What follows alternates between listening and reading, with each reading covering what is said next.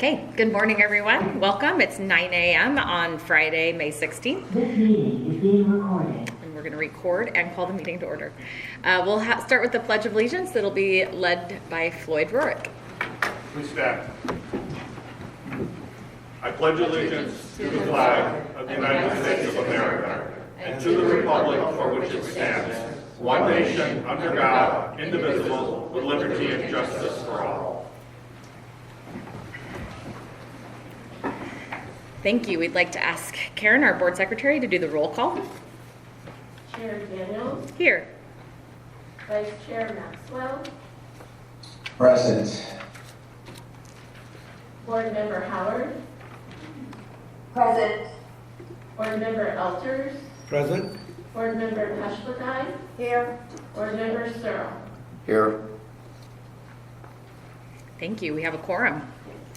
Appreciate especially Ted and Jenny for calling in today. We really appreciate your effort to do that. Thank you. I know you guys both have a lot going on right now.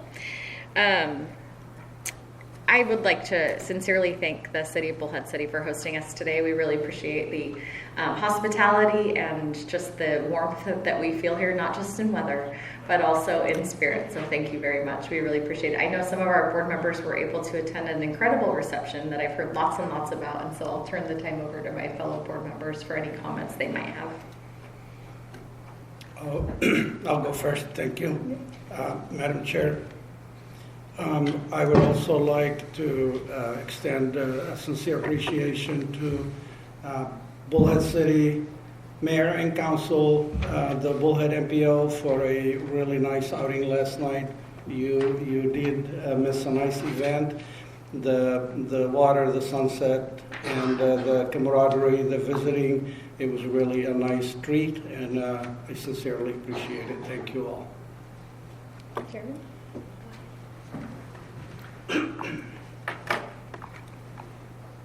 Just echoing Sam. And I think I told people last night, it's a good thing there's not a contest between communities that are hosting the Transportation Board, because you guys did an outstanding job last night. Kudos to both the City of Bullhead and the MPO of Bullhead. So if there was a contest, you guys would be up there at the top right now. So very good.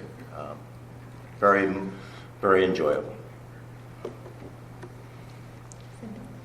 I want to say thank you to all the folks that worked on the last night's event and both the river trip and the wonderful dinner. It was delicious, and I felt like I was far, far away from Arizona. I just happened to see Death on the Nile, a movie about 3 days ago, and I swear I just had flashbacks of that movie. But anyway, it's a great destination, a great staycation, and I envy the folks that live in this part of the state. So thank you all for a wonderful evening and a great day. Yeah. Thank you, board member. We'll proceed now to Floyd with the announcement of the Title VI Civil Rights Act. Yes, Madam Chair. Pursuant to Title VI of the Civil Rights Act of 1964 and the Americans with Disability Act, the Arizona State Transportation Board and ADOT do not discrimination on the basis of race, color, national origin, or disability. No person will be excluded from participation in, be denied the benefit of, or be otherwise subjected to discrimination under any Arizona State Transportation Board or ADOT program or activity. To assist in measuring the public's participation, we ask individuals to complete an online self-identification survey, and the link to that survey is on the agenda. For those present, please complete a survey card at the entrance to the council chambers and leave the card there. We'll pick it up at the end of the meeting. By completing this voluntary survey, ADOT will be able to determine who attends its public meetings and how the department can improve participation. The survey will also help ADOT fulfill federal reporting requirements. Thank you, Floyd. Now is the call of the audience, and I have 18 individuals who wish to speak today. So if we just do the math, we're going to be here for about an hour having public comment, which is an important and maybe one of the most important things that we do here. So we welcome everyone to participate. At the same time, if you would like to give up any of your minutes and give them back to the board, we would appreciate that as well. So we invite you to take up the 3 minutes if you so choose, or give back those minutes if you're able. We will start with the man of the hour, our Bullhead City Mayor, Steve D'Amico. Thank you, Chairman, Board, staff, Director. I just wanted to welcome you to Bullhead City and say thank you for the great partnership we've had with ADOT. We've done a lot of wonderful things with your help, and we're very thankful. Highway 95 looks beautiful if you drove through it, a lot better than it was years ago, and we're very happy with the partnership we've had. I'd also like to give a shout out to Anthony, our district director, on everything he's done. Anytime we've had an issue, he's been Johnny on the spot. And I just want to say how thankful we are for you. I know ADOT gets a lot of heat sometimes, but we're aware of your budgeting, and unlike other states, sometimes their transportation departments actually have their own budget. You guys get what you get from the legislation every year, and you do very good with it. So I just want to thank you. Thank you, Mayor. Again, appreciate you hosting us. And not to be outdone, a neighboring community, the Mayor of Kingman, Mayor Watkins. Thank you, Madam Chair, board members. It's hard to outdo Steve, so I'm not going to even try. So I'm there to do both. But we appreciate you coming to Northwestern Arizona and being a presence here and listening to, obviously, us as constituents and as citizens too. I just wanted to, and I echo once again everything that Steve said. I did want to bring your attention, most importantly, because we as a city get a number of calls. I get calls from friends all the time because they realize I'm the mayor. You know how that goes. They say, oh, well, you can do something, right? And I have to tell them it's out of my control. But I just want to bring your attention to Highway 93, just north of Kingman, basically right where the port of entry from mile marker 62 all the way up to 48. And I know it is on ADOT's 3-year plan, and then it was moved to 2-year plan. We found this out at Tri-City Council a couple weeks ago, which is great. But we actually, as a city, would like to even suggest that be expedited even worse. That section of highway, of course, it's divided highway 4-lane, sees a lot of truck traffic going to Vegas back and forth. Now all the trucks, heavy trucks used to all run in the right lane. The right lane is so torn up now they're running the left lane. And of course, it just causes bottlenecks, confusion. We don't want to see any accidents. There have been accidents out there on that highway. I would invite you, in fact, if you are driving and on your way home today, to even just maybe take that short turn, go 10 miles out that way. There's plenty of turnarounds back out that way. Go 10 miles north on Highway 93 to see for yourself how bad it really is. And we've talked to Anthony. Anthony, once again, like Mayor D'Amico said, Anthony is a champion and listens to us. We appreciate your support. Obviously, we have a lot of projects going on in Kingman too, with the Beale Street bypass, with the new TI that's at the east end of our city. And we appreciate your support on all that, but we do want to bring attention to something so critical because of all the traffic that we see going back and forth between Phoenix and Las Vegas every weekend. And that section of road there is just turning into, it's a hot mess.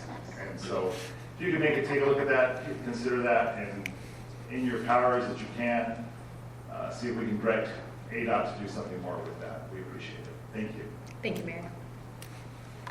We'll move now to Maricopa Mayor Nancy Smith.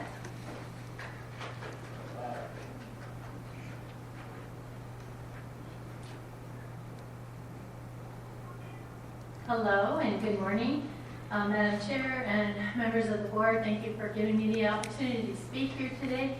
I did provide you this wonderful little picture. I have a story behind this picture, and at the top of it says, "Out of the mouth of babes." So you've heard me and many other adults talk about State Route 347. Last week I had the opportunity to go to Career Day at our 3rd grade class in our community. And they had the opportunity to ask me any question that they wanted to ask of the mayor. Had great questions, but one of my favorite questions was, what is the hardest decision you've ever had to make as mayor?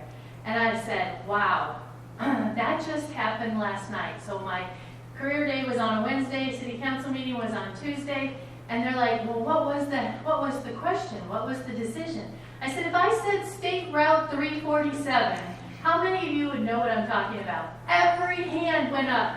Every hand. And you know that happens in a classroom, you think, right? And you think, well, sure, they're going to raise their hand. Yeah, I know. But then they started blurting out collisions, crashes, danger, death, people getting injured, 58,000 cars. They didn't say that one. I would have been shocked if they would have said that one. But they threw out all these things. And yes, they heard it from their parents. But the prevalence of the knowledge of third grade and 347. So I'm here today to talk to you just about the extreme need for having 347 on the 5-year plan. I want you to know that Tuesday night, my hard decision was, because we are a conservative city, to actually place an increased half-cent sales tax in our community. And that will go to widening 347. And it was a unanimous vote. And when I told the kids this, actually, I didn't tell them right off. They're like, well, how did you vote? And I said, all 7 council members voted yes for this tax increase. And they were like, yay! So it was a great opportunity to speak with them. But that is true. And then afterwards, I want to thank Chair Daniels and ADOT for being there. We also signed the IGA with ADOT on this topic. So I appreciate that and hope to see a signature coming from the opposite side of this contract. But thank you very much. Please strongly consider State Route 347 for the 5-year plan. I appreciate you. Thank you. Thank you, Mayor. If the youth knew 58,000 cars, I was going to be like, we need to write down your communications plan for the city, because that's impressive. We'll move to Yavapai County Supervisor from District 4, Chris Cugnio. And on deck will be Rich Vitiello, the Supervisor for Pinell County. Well, the mayor's got a class. I got nothing. Good morning, Chair, Board. I'm Chris Cugnio, recently elected Yavapai County Supervisor for District 4 and the county's representative on the SIMPO board. The role of the county is new to me, but being a part of SIMPO is not. I served on the Prescott City Council from 2012 to 2016 and spent some time as its chair. We got a lot done back then, and some of what started back then we are just starting to see being constructed now. Most folks don't realize that when you start talking about a road till you actually get to drive on it, it's like 8 to 12 years. The much needed expansion of Highway 69 is almost complete, and you can already see how this is helping with congestion. Improvements to Highway 89 and 89A, and even the conversation of the current I-17 project got started from a letter from SIMPO that many other MPOs signed on to. When we work together as MPOs, we can accomplish a lot. We accomplished this by not only coming to you with requests, but we came united in vision as an MPO. We came with money to have skin in the game, and we trusted staff, our professionals, to come up with a plan. This is the formula for success that I hope is going to be repeated now.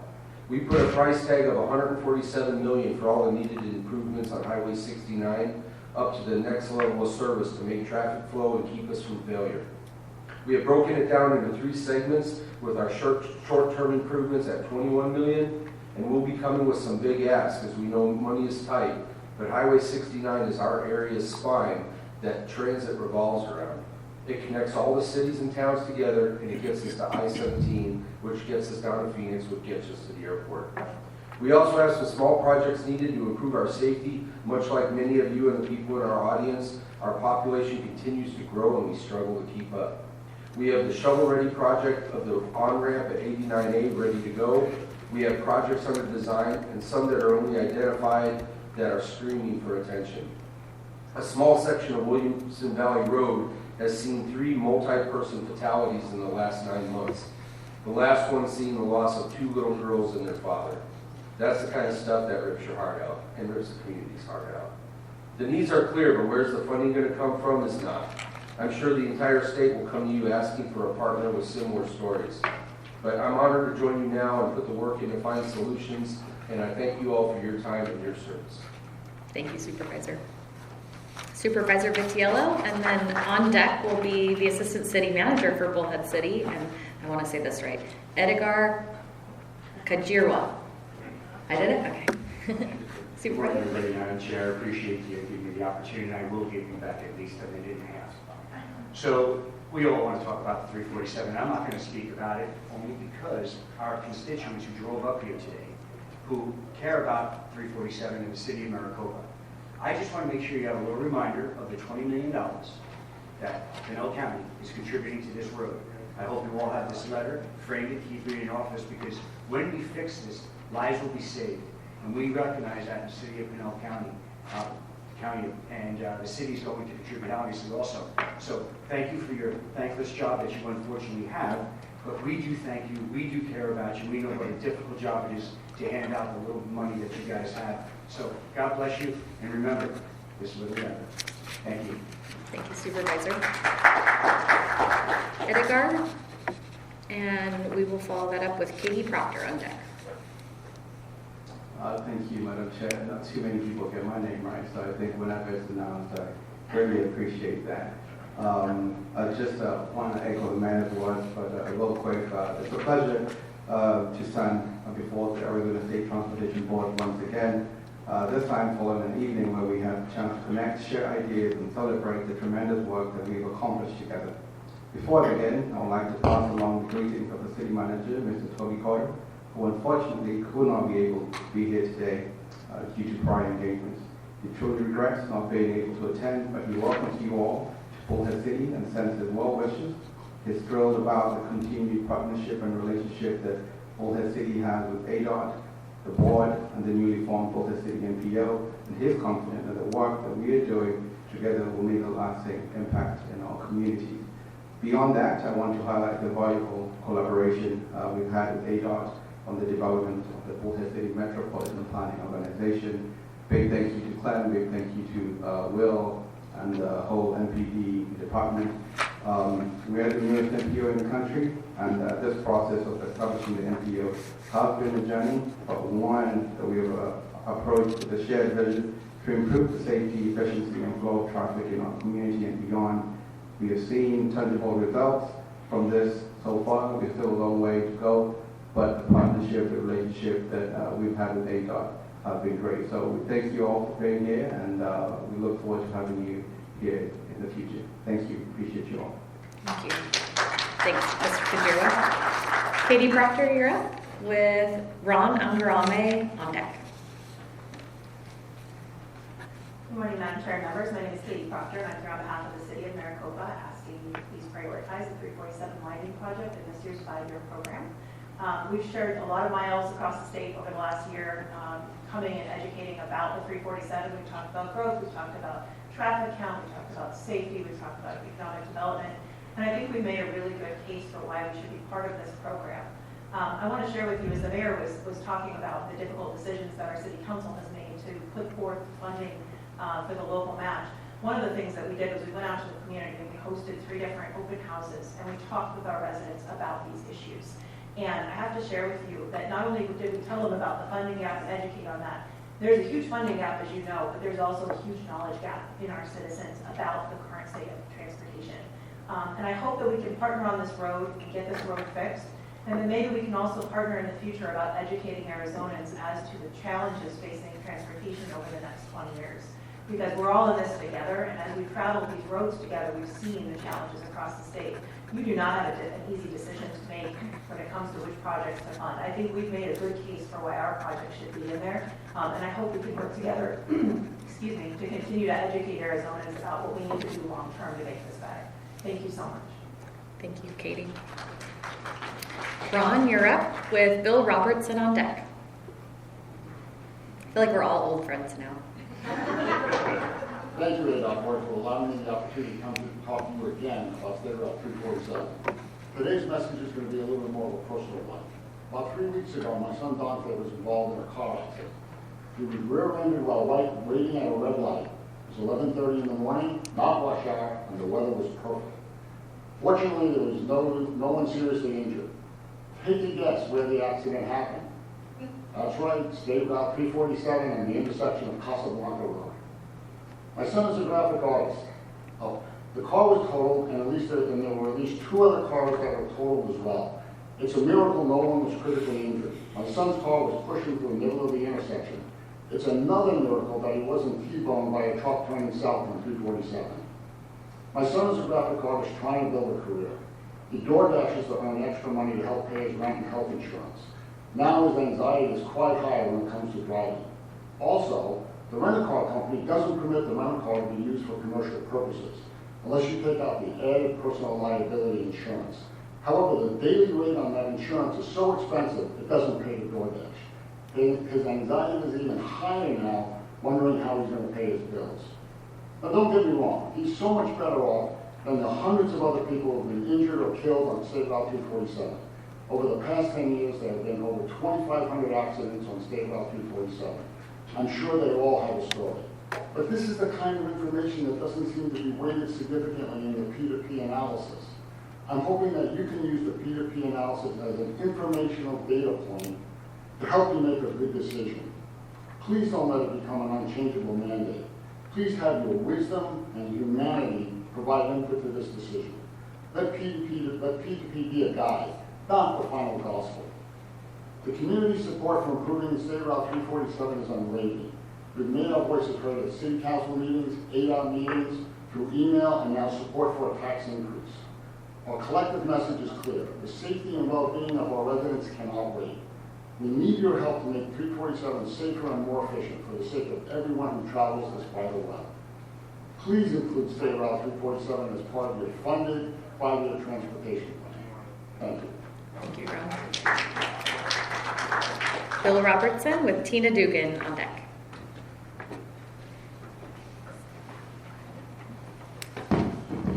Good morning, Board. Thank you once again for the opportunity to address you this morning. My name is Bill Robertson. I'm an 11-year citizen of the City of Maricopa, and I also serve on the City and Planning and Zoning Commission. Let's start with what you already know. We've come before you multiple times with our stories, with our pleas. I'd just like to review what you already know. You know that the need exists. It exists in a very, very high priority fashion. You know that it's one of the most dangerous roads in the States. You know this. You know about the 40 deaths in the last several years and the thousands of injuries that have occurred. You also know that Ridge Road interchange is one of the second most dangerous interchanges in the state. You know that 347 cannot sustain Maricopa's unprecedented growth with up to 70,000 new homes already entitled to come in the decades to come. You know that the City of Maricopa has stepped up to the plate with significant local funding, which is one of your metrics for deciding what gets in the 5-year plan. You know that Pinal County has pledged money for this project, so this is a regional effort, not just the City of Maricopa. And lastly, you know that the thousands of emails that the citizens have sent out have shown the great support, widespread and broad throughout the region, not just the City of Maricopa. You know that the City of Maricopa is one of the fastest growing cities in the nation. It's expected to double in population in the next decade, from about 75,000 to 150,000. The road is in need now. The time is now. Most of the planning is already in place or underway. What's lacking is a spot on the 5-year plan. Please consider getting 347 expanded and fully funded and into your next 5-year plan. Thank you very much. Thank you, Bill. We'll move to Tina Dugan with Vincent Manfredi on deck.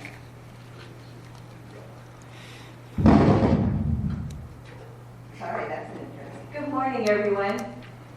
Chair Daniels, my name is Tina Dugan. I am a mom, licensed real estate agent from Maricopa. I do want to thank Chair Daniels for making the drive during rush hour down State Route 347 to come to our council meeting last month. Appreciate that.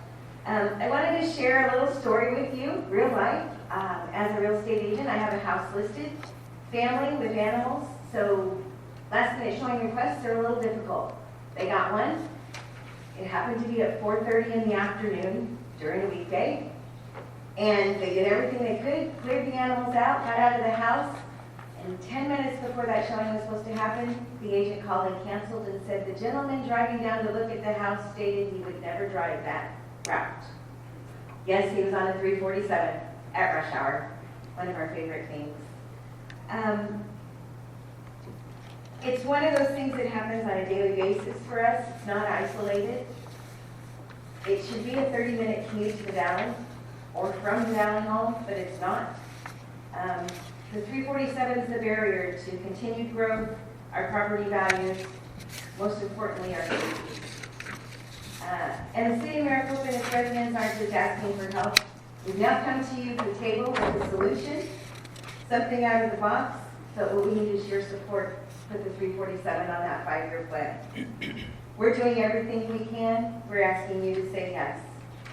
And as someone who sees the impact on a daily basis, I'm using my power of one. Oh, and those 100,000 emails that we might have sent to you. Thank you again for hearing us. We appreciate that, and we appreciate everything you do. Thank you, Tina.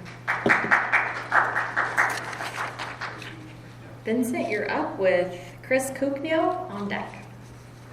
Chair, Vice Chair, members, thank you so much for having us. I promise you, I will not take 3 minutes or 20 minutes like I did at our council meeting to explain this issue. He did a filibuster at his council meeting. It was a long day, long night.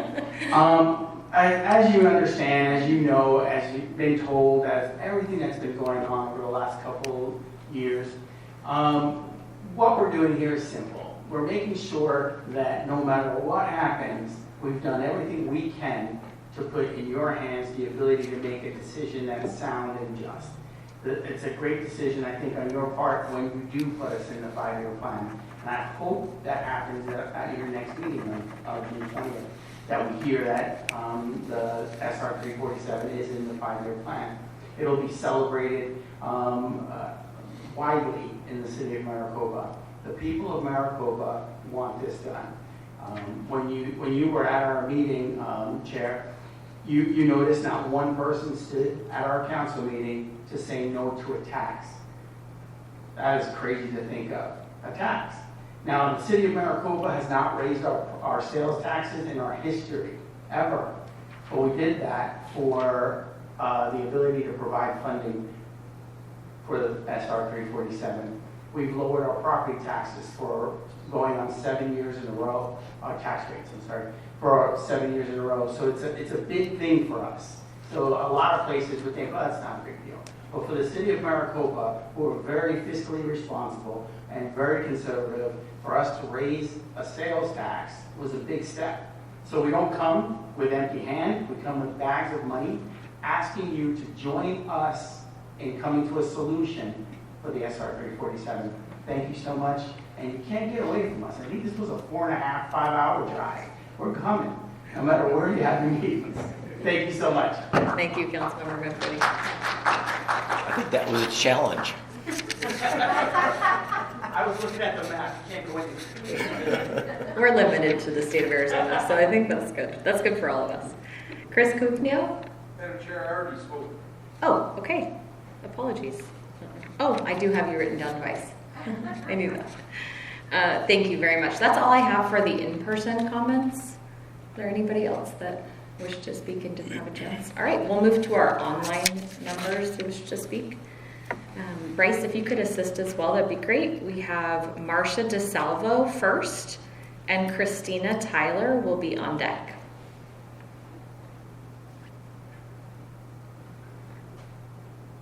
Marcia DeSalvo, if you could. Unmuted, you may speak. Good morning. Can you hear me? We can. Okay, sorry. You're right. Good morning, my name is Marcia DeSalvo. I live in the town of Goodyear. And I thank you very much for for letting me have the opportunity to speak with you today. In going through the 5-year plan, we did notice that there were a number of initiatives that would be accomplished on State Route 303 nearby Goodyear. Wanting to ask about a noise mitigation wall. And the community itself is in the northeast corner of the intersection between I-10 and Loop 303. So a wall is basically needed along the east side of Loop 303 between McDowell and West Indian School Road. And where I am in this Unit 57 of the Pebble Creek community, it is the most western boundary of Pebble Creek with proximity to 303 according to the general counsel of the Robeson Communities, who is the builder. Now, there was a noise study done in 2010, which was 15 years ago, and I think you can appreciate the fact that we've grown tremendously in this state and in this county, Maricopa County and Goodyear in particular, in those 15 years. There have been an enormous amount of warehouse build-outs. It is now a hub for transportation and distribution with the ever-increasing truck traffic as well as other commuter traffic. The exponential noise in traffic has made the enjoyment of the community much less quiet and peaceful, and that's sort of what we're looking for. There is no buffer from the highway, so even if it's not that close, you just hear everything simply because of the increased highway traffic and the fact that there is no noise mitigation wall. And so I'm respectfully asking that when you do your improvements on 303 or prior to doing those, that you do a noise study that can take into account the tremendous amount of noise that is now heard inside the home rather than just on the outside, and is getting stronger every day. And so I thank you very much for your time. Thank you, Marcia. As just a quick reminder, we're not allowed as a board to respond to requests, but we can definitely direct staff to follow up with you. That's okay. Thank you. All right, Christina Tyler and Jose Grijalva will be on deck.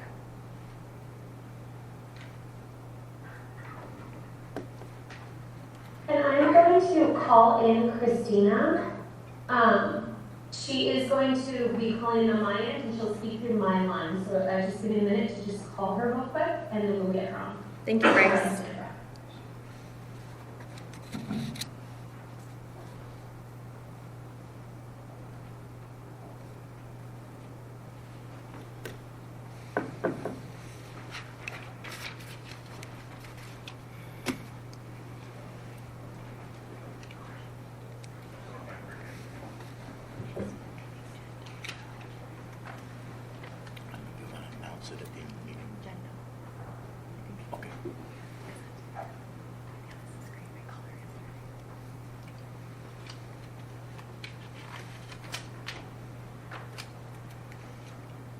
Okay, she did not answer, so we can go to the next person. We'll give her a try again at the end. Okay, thank you, Bryce. We'll move to Jose Grijalva, and on deck will be Charlie Nobles.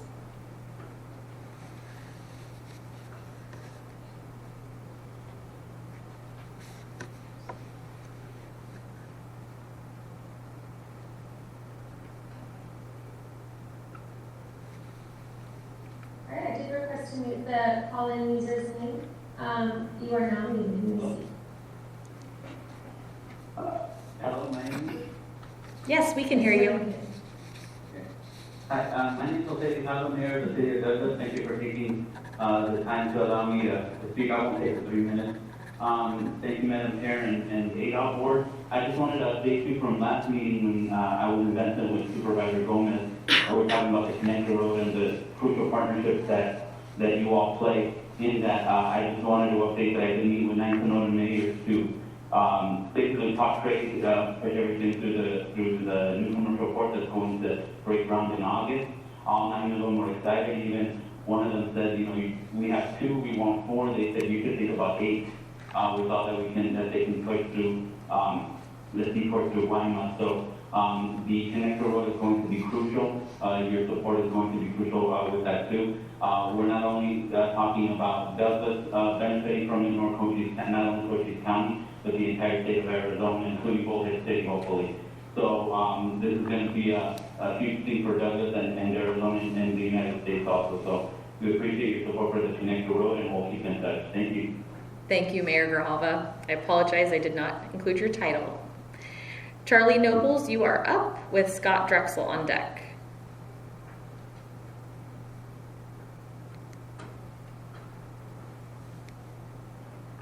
I have requested to unmute your line. As a reminder, okay, you are now unmuted. You may speak.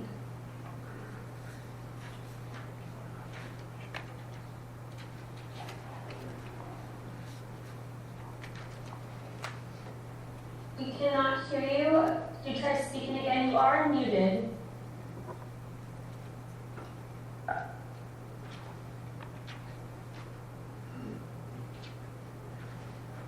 Muted again. We'll try one more time. I requested to unmute your line. Looks like they did fall off. Let's move to Scott Drexel, and we can come back to Charlie if he's able to Okay.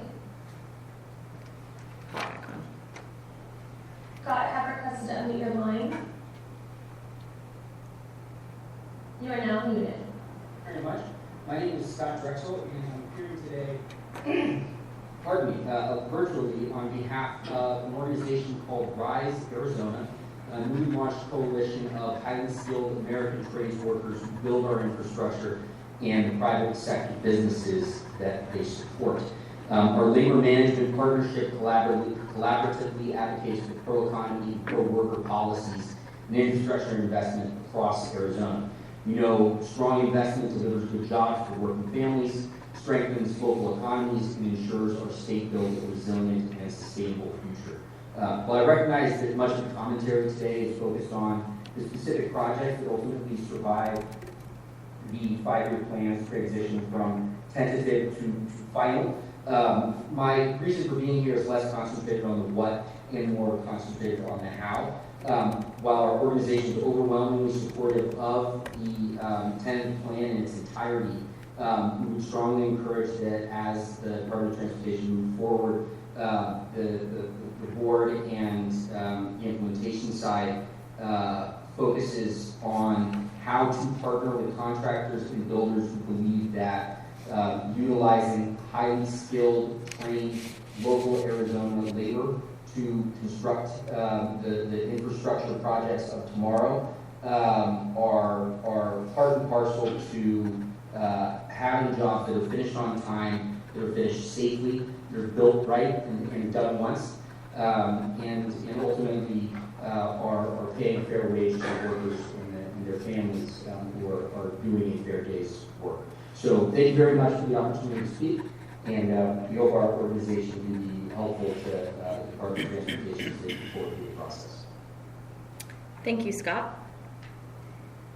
Bryce, if we can look for Christina Tyler and also Charlie Nobles. I don't know if either one of them are able to communicate. Yes, Charlie Nobles, it does look like his line is unmuted. Charlie, would you like to try one more time to speak?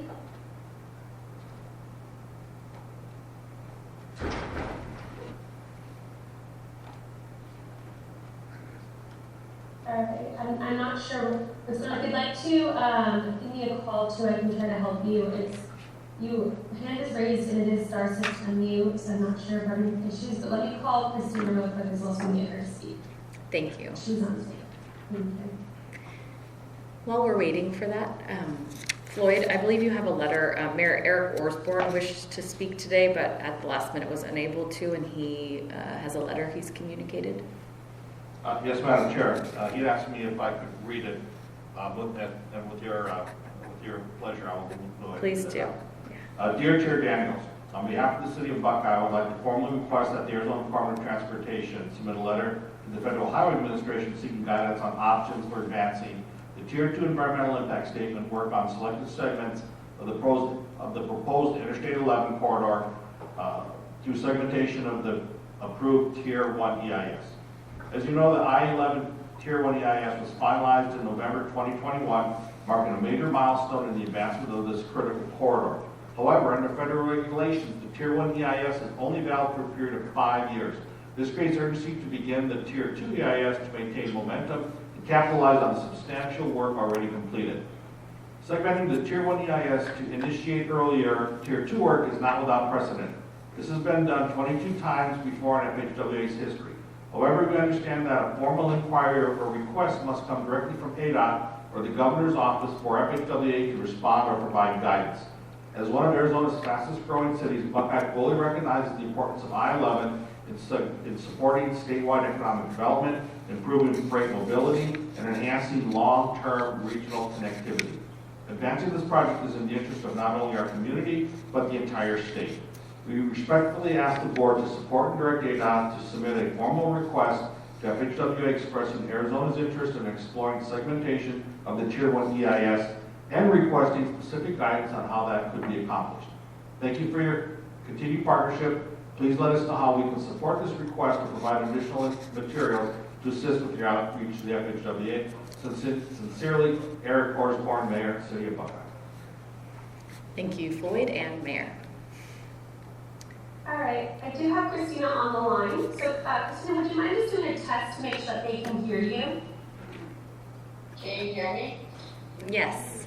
All right, okay. Okay.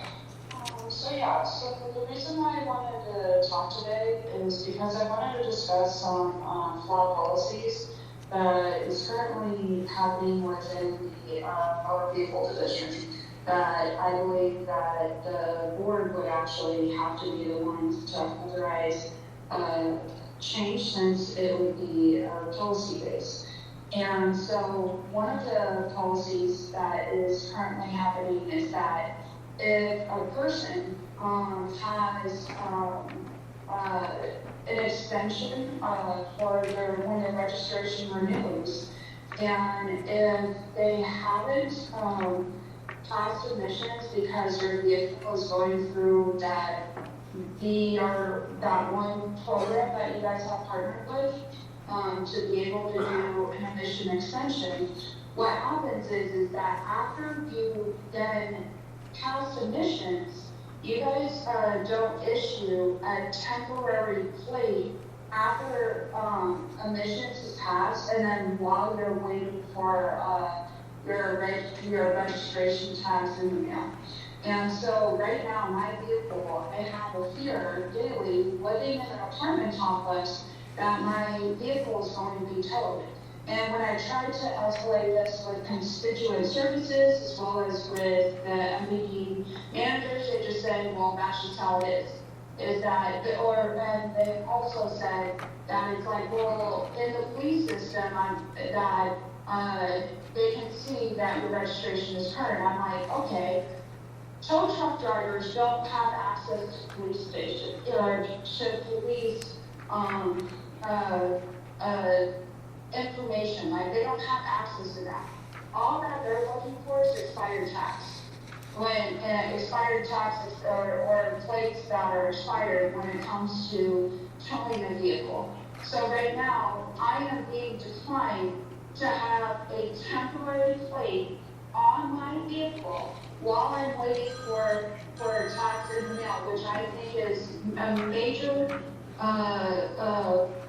policy flaw, because I should legally be allowed to have a temporary plate while I'm waiting for my tax in the mail, so that way my vehicle is not getting towed.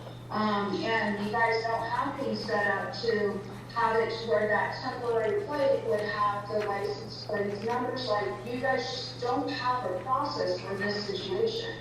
And I don't think that that's fair. And when you do research on this issue, is that one of the #1 reasons for vehicles to get towed is this exact reason, is that the registration will be current, but because people are waiting for their tax in the mail, it's free game for tow truck drivers to tow people's vehicles away, because that's right now, that's what your policy allows. And good luck trying to take things to court when literally they're going based off of, policy, and they're going based off of laws. Well, their tags are supposed to be current, and it's like, well, the MPD will allow me a temporary plate. So that's policy issue #1. Another policy issue that's happening is that at the Maryville MPD location, is that they're refusing people that are walking starting at 4 o'clock, 4:15, whenever the managers met. Even though your guys' policy says 4:45, state statutes actually say things are supposed to stay open until service until 5 o'clock, but they're just trying to, and they try to justify it as, oh, well, Christina? the line is too long. Christina?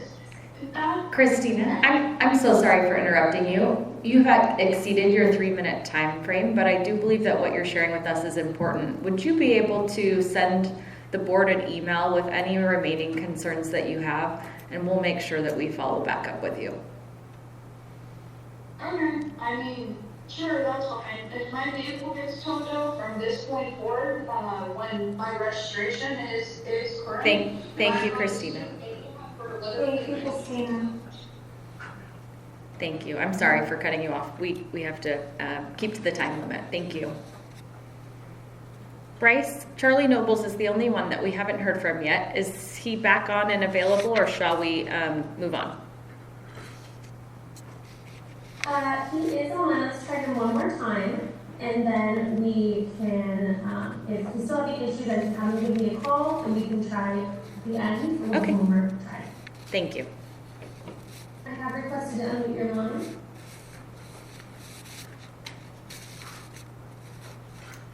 Can you hear me? Yes, we can hear you, Charlie. Success. Good morning, and thank you, Madam Chair and the board, for the opportunity to comment on the proposed 5-year transportation facilities construction program.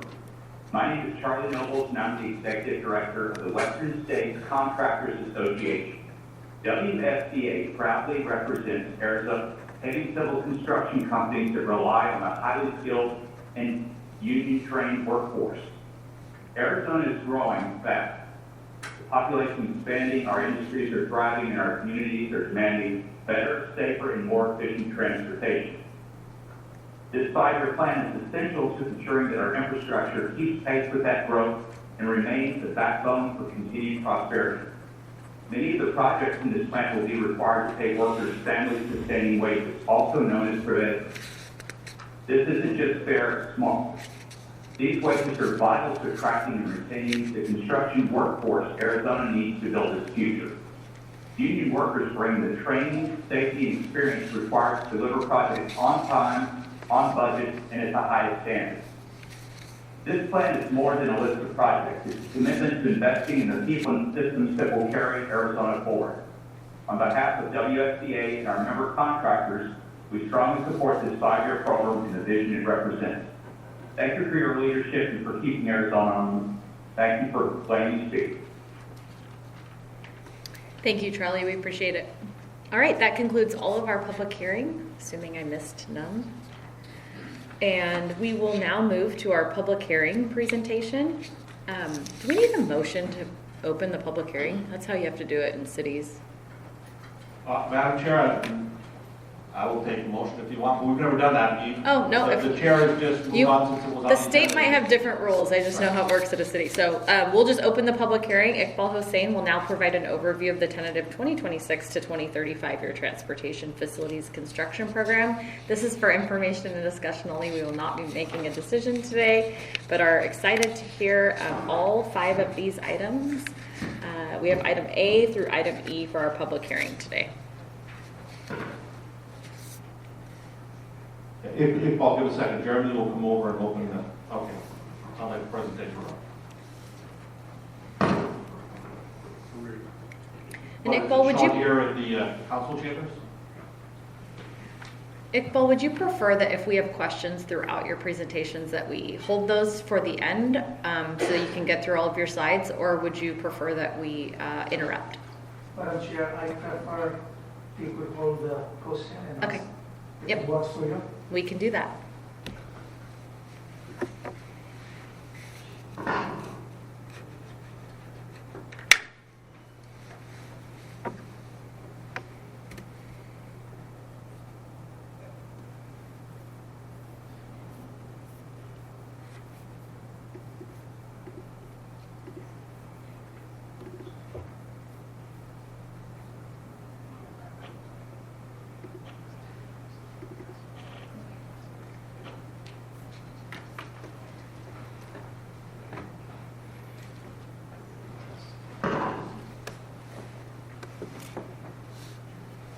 Good morning, Madam Chair, and the members of the board. I hope you are doing well this morning. For record, my name is Iqbal Hossain, the Deputy Director of the Multimodal Planning Division. I'll be providing an overview of the tentative fiscal year FY 2026 to 2030 5-year program. This will cover the items A through E from the agenda. As you know, this tentative program was developed in January and approved by the board in February.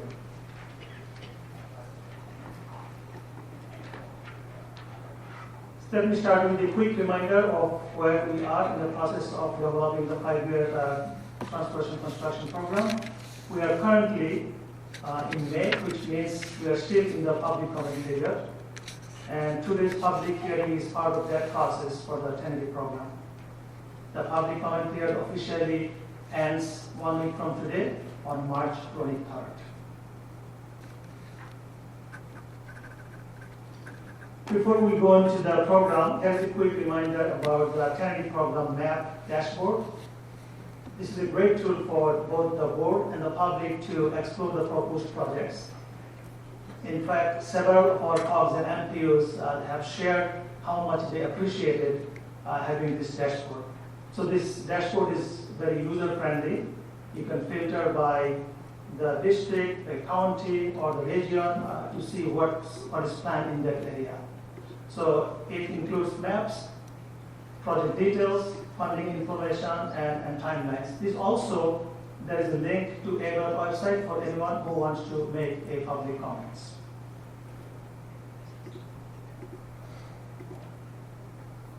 The next few slides will help set the stage for how we build the 5-year program. We have shared this with you a few times before, so I apologize if it sounds repetitive. This public hearing is an important part of the developing 5-year program, so it's worth highlighting again here. Let's start with a quick look at the long-range transportation plan and how it connects to the program. You might remember that the board adopted a recommended investment choice, or RIC, in October 2023.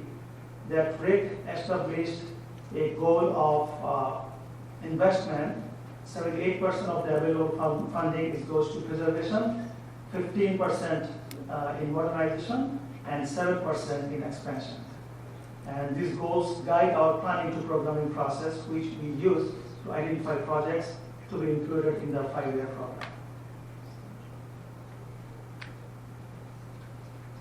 Madam Chair and the members of the board, next we'll take a look at the condition of our bridges and pavements. They are rated as either good, fair, or poor. On the left side, you will see how we define the different bridge ratings. The rating poor might sound a little bit scary, but don't worry. If your bridge is rated as poor, it does not mean it's unsafe. ADOT immediately closes any unsafe bridges for trouble. On the right side, you will find the definitions for pavement ratings. It is important for us to be aware of these conditions as we plan and prioritize projects in the 5-year program.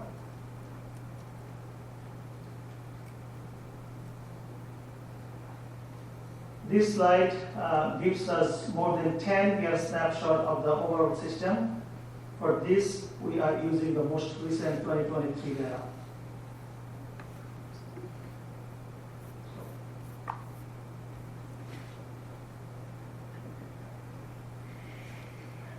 Let's start with the chart in the upper left-hand corner.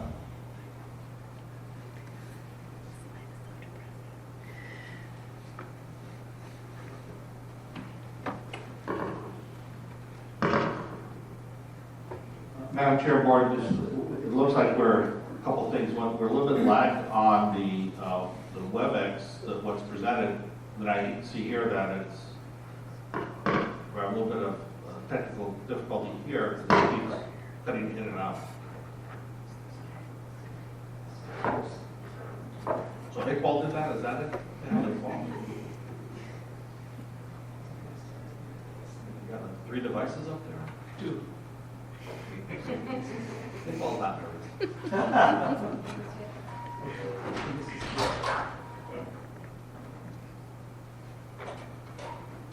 But are we presenting from a county screen or the state boards? I thought we were presenting from the state board website. Is that not right, Jeremy? I'm doing the other one as a backup.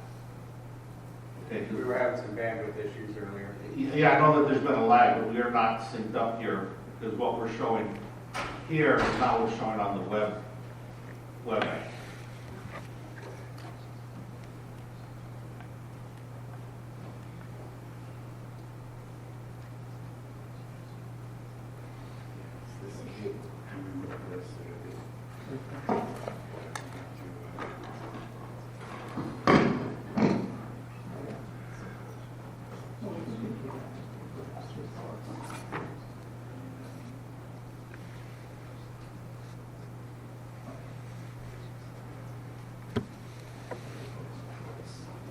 Jeremy's screen is what is being clear. The state board screen is ready for online uses.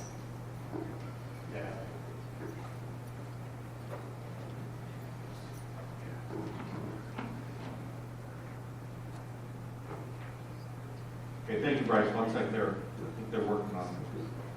Thank you.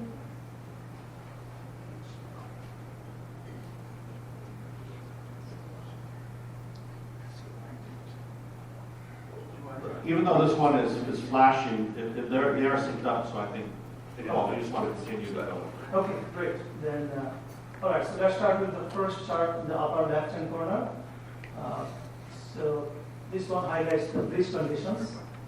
Overall, the bridges are holding up pretty well with 66% in good condition, which is actually 1% improvement over last year. 34% are in fair condition, and just 1% are in poor condition. Moving on to pavement data, charts from 2 to 4. But before we dive into the numbers, I want to point out a significant shift in 2027. That year, the federal government updated its data collection methodology, and we adjusted ours as well.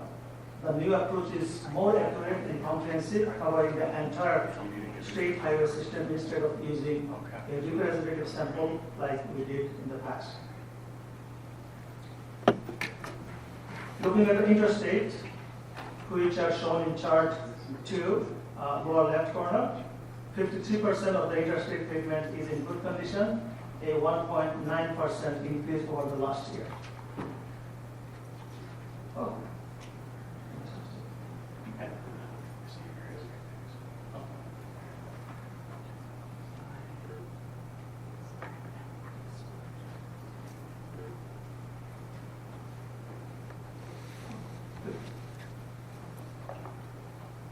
So this 44.4% is in fair condition and 2.3% in poor condition. That's up by 0.8% from last year. Chart 3, upper right corner, shows non-interstate routes on the national highway system, like US highways and key other state highways, state routes.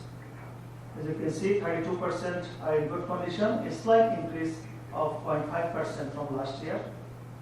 61.9% are in fair condition, and 6.1% are poor, an increase of 1.6% over the last year. This trend here shows a steeper decline compared to the interstate on this system. Finally, on chart 4, lower right corner highlights the routes of the national highway system. Typically, these are typically our more rural or lower volume roads. Here, 16.1% are in good condition. That is 1.1% drop from the last year. 73.8% are in fair condition, and 10.1% are poor, which is a 1.2% increase over the last year.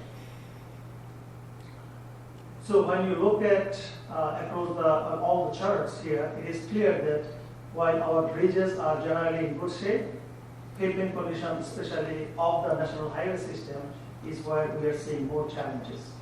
And because of this, improvement remains, the pavement improvements remains a top priority for us.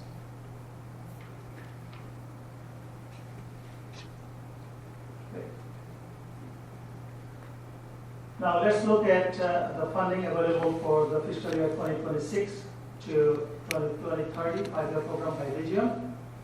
The bar chart on the left shows the total funding available each year with the large numbers at the top of each column representing the annual totals. Over the 5 years, we are looking at $7.68 billion in funding. Most of the funding is used on the ADAR system, with the exception of about $100 million annually used for local and other competitive programs.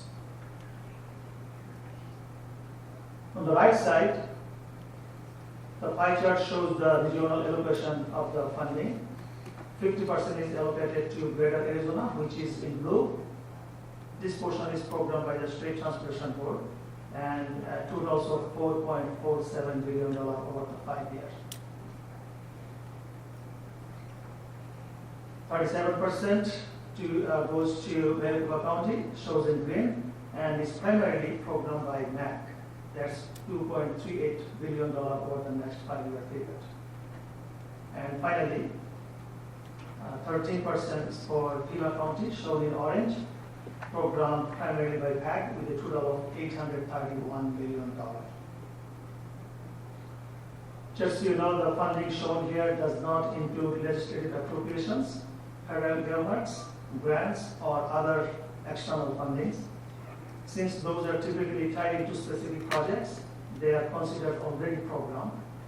And in addition to this, Maricopa and Pima counties have their own regional fundings, which may be used on ADAR system, but these are not shown in here because they fall under the funding authority of MAC or PAC.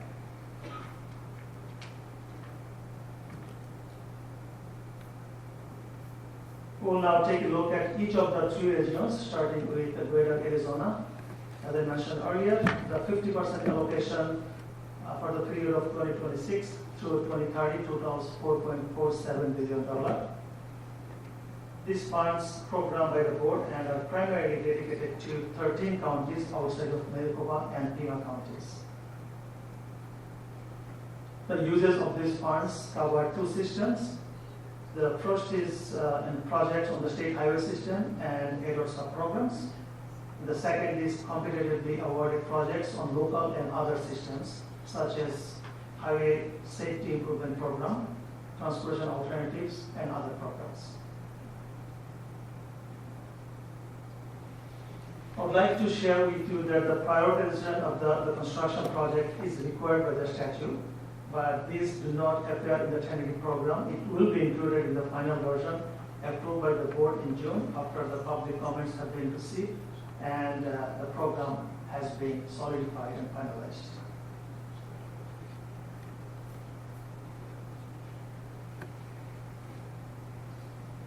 This slide shows how the $4.47 billion for Greater Arizona breaks down by year, by primary lake category, recommended investment category, and by the system on which the funding is being used. Chart 1 in the upper left corner shows the breakout of the total $4.47 billion between preservation, expansion, modernization, and planning and program development. You can clearly see that preservation in dark blue takes the biggest share each year. Chart 2 in the middle shows the breakout of $4.47 billion based on the lake categories of expansion, modernization, and preservation. Chart 3 in the top right corner, it compares the lake of 78% preservation, 15% modernization, and 7% expansion with the year and this year and the last year and this year 10-day program. You probably noticed that the 2026 to 2030 program shows preservation and modernization has gone down while the expansion has increased. Now, the reason behind is that there are some large expansion projects coming up. Many of these are tied into federal grants, legislative appropriation, and private funding. And because of that, we cannot move these projects to the later years. So expansion rises from 11% to 23% in this program.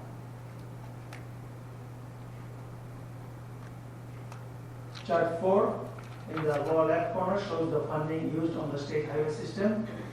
The red line, you see that designates the amount of funding dedicated to preservation, which is $466 million annually. And finally, the chart 5 that shows amounts used for local and other systems from the competitive sub-programs such as off-system bridge, transportation alternative projects, highway safety improvement program. You can see this funding is primarily targeted for modernization purposes such as safety improvement, and some of those go to the bridges. The local competitive programs do not fund expansion projects, and because of this, you don't see any orange on this chart.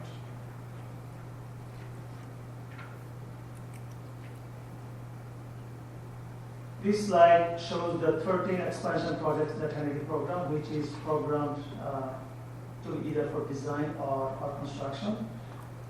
These projects total $849 million. Of this amount, approximately $600 million is coming from the Greater Arizona portion, 50% allocation, and the rest are federal grants, private developers, and legislative appropriations or other sources. Let's take a look at the table and the map. The expansion projects are listed by county here. Projects A and B shown in the table are in Cochise County. These are related to the new Douglas Port of Entry and the Connector Road. Project A, the Connector Road, we have funding for right-of-way in 2026 and partial funding for construction in 2027. Project B is the port facility for which we have programmed a total of $32.5 million, $10 million in 2026, and $32.5 million in 2027. In Coconino County, we have 3 of the top 5 ranked projects from this year's P2P list. I-17 widenings from milepost 298 to 314, both north and southbound, and the widening of I-40 from I-17 to Country Club. These are shown on the map as projects C, D, and E.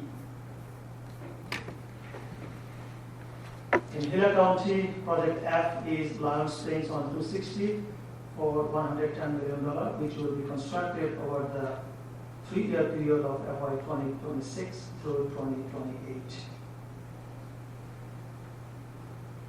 Project G in Maricopa County is the I-10 widening from the Gila River Bridge to Baseline Road, which is funded with legislative appropriations. Moving on to I-40 in Mojave County, Project H is the Colorado River Bridge replacement at the California border. It is a joint project with Caltrans. Our share is currently estimated at $66.5 million. In Yavapai County, Project I is the #1 grant P2P expansion project in 2024, which is the widening of I-17 from Sunset Point to SR-69. I don't think it's mine. Project J is a safety improvement project on I-17 from east of Douglas to milepost 275. There are also 3 projects on US 93, Big Jim Wash, Vista Well, which was awarded a $26 million INFA grant, and Weekenberg Branchway to SR-89, which includes private developer funding.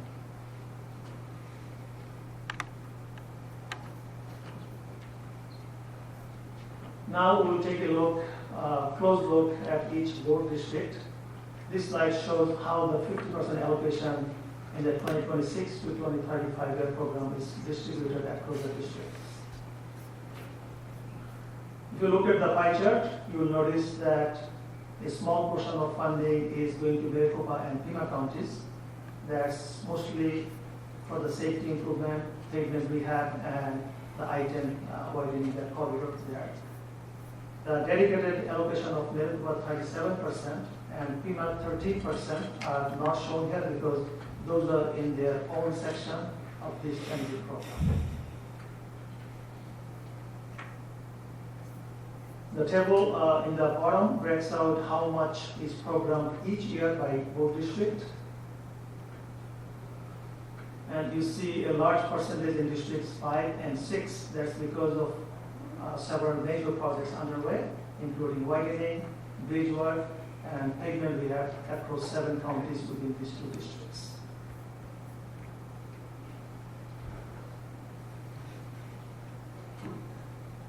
Next several slides provide a summary of the funding of projects in each board district. They show there the district map with projects on error system shown in red, and projects on local or other system shows in blue. This map also shows the total number of projects and the funding amount in each category. In District 1, you can see there are 15 projects total over the next 5-year period, totaling $124 million.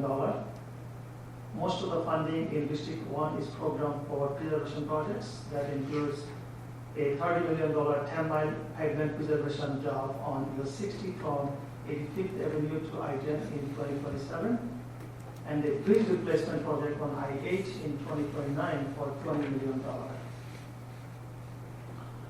In modernization, there are 8 projects, including an $8 million truck parking project at the Burnt Oil Rest Area on I-10 in 2026, a $4.6 million for several ramp meterings, fiber projects, and other intelligent transportation system projects on US 60 and I-10. $10.6 million for safety projects, 2 in Phoenix, 1 in Maricopa County, and 1 in Chandler. For expansion projects, District 1 expansion projects are programmed by Maricopa Association of Government. That's why you don't see it here.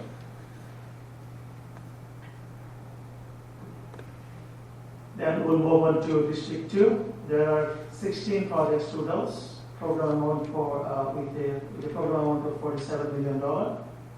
There are 3 pavement preservation projects programmed at a total of $33 million, and these include a $21.5 million 18-mile pavement rehab projects on SR 85 from Pelota Avenue to mile 460. And there are also 2 off-system bridge preservation projects in Pima County. That's under the preservation. And under modernization, there are $14.2 million that includes 11 safety projects in City of Tucson, totaling $13.3 million.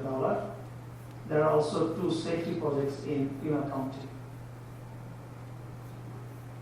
District 2 expansion projects are programmed by the Pima County Association of Government in Pima County section. We will review this in the future slides.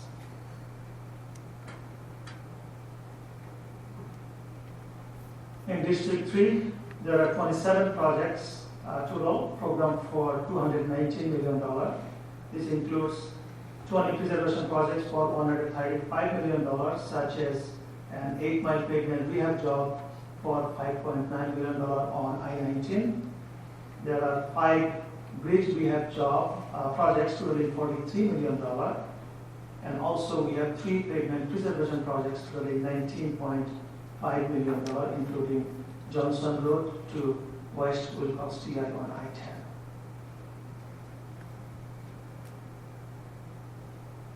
There are 3 modernization projects totaling $11.8 million for improvements at San Simon Port of Entry. And finally, the expansion projects are both related to New Douglas Port of Entry. That includes $42.5 million for the facility and $20 million towards construction of the new connected road.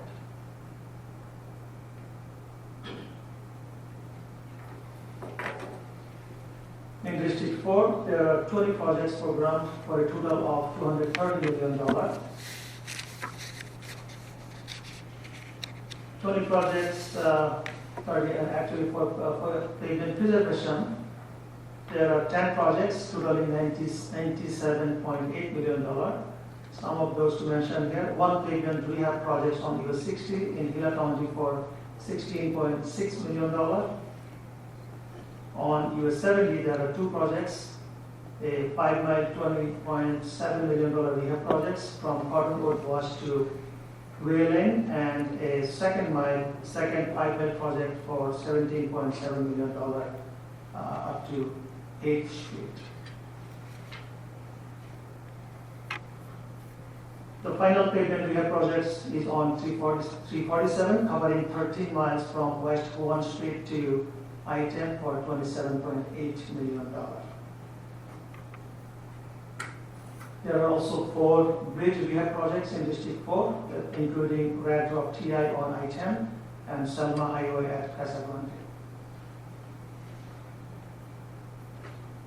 Moving on to modernization, there are 6 modernization projects in District 4, all funded from the Highway Safety Improvement Program, which is HSIP program, that includes construction of passing lanes on SR 79 from north of Flores to Queen Valley for $7.8 million, on US 191 from US 70 to milepost 134, and also we have US 70, a road lighting project that goes from milepost 257 to Old San Carlos Road for $4.3 million.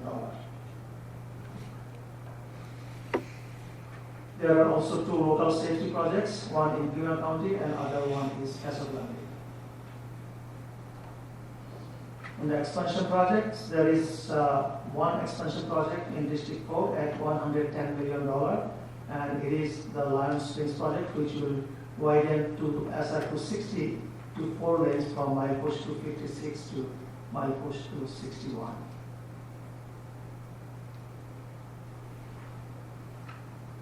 Moving on to District 5, there are 53 projects programmed for a total of $654 million. $560 million of this comes in the form of 34 pavement preservation projects that includes 4 projects on I-40, totaling $176 million. These projects will improve a total of 38 miles on I-40.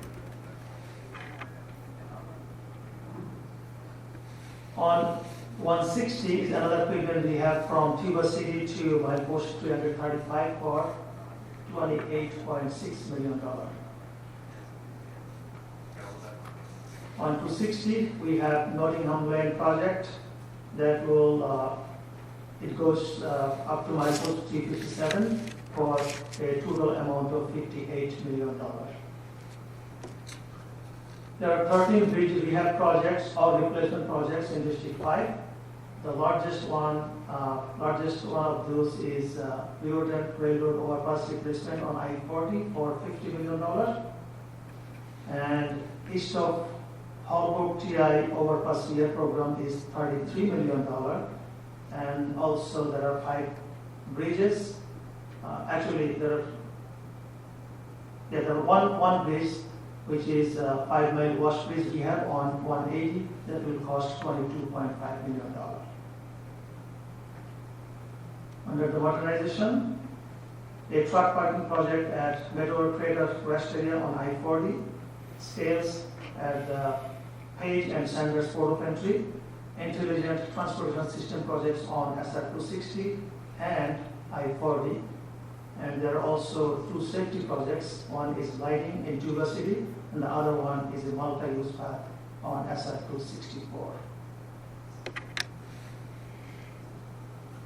There are 3 significant design projects totaling $57 million. These are all related to the northbound and southbound expansion of I-17.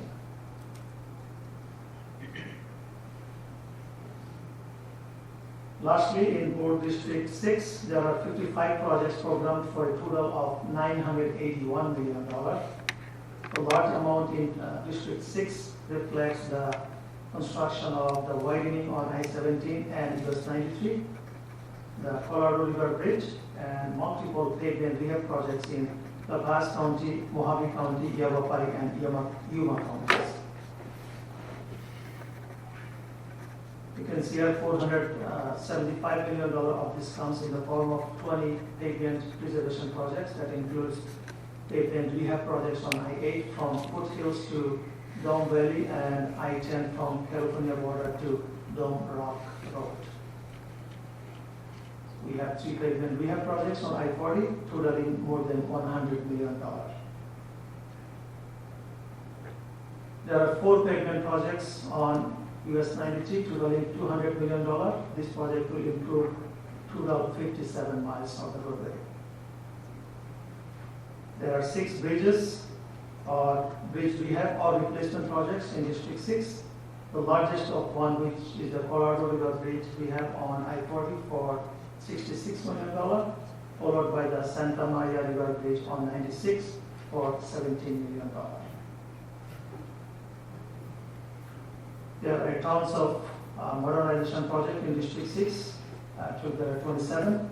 That includes $19.8 million for scales, inspection fleets, and traffic projects at the Top and Yuma ports of entry. $20.4 million for safety projects on Interstate 8, US 89, 89A, 93, and 95 for signs and other safety improvement projects. There are also 13 local safety projects, including signals, bike and pedestrian, intersection improvement, and other projects totaling $23.2 million in San Luis, Somerton, Yuma, Lake Havasu City, and the counties of Mojave, Yavapai, and Yuma. The expansion projects are primarily on the widenings on I-17 and US 93, including $190 million project on I-17 from Sunset Point to SR69 in 2029 and 2030. In addition to this, the Colorado River Bridge on I-40 at $60 million. The Big G Wash, Wickenburg Ranch, and Vista Royal expansion projects on US 90, US 93 that totals $178 million.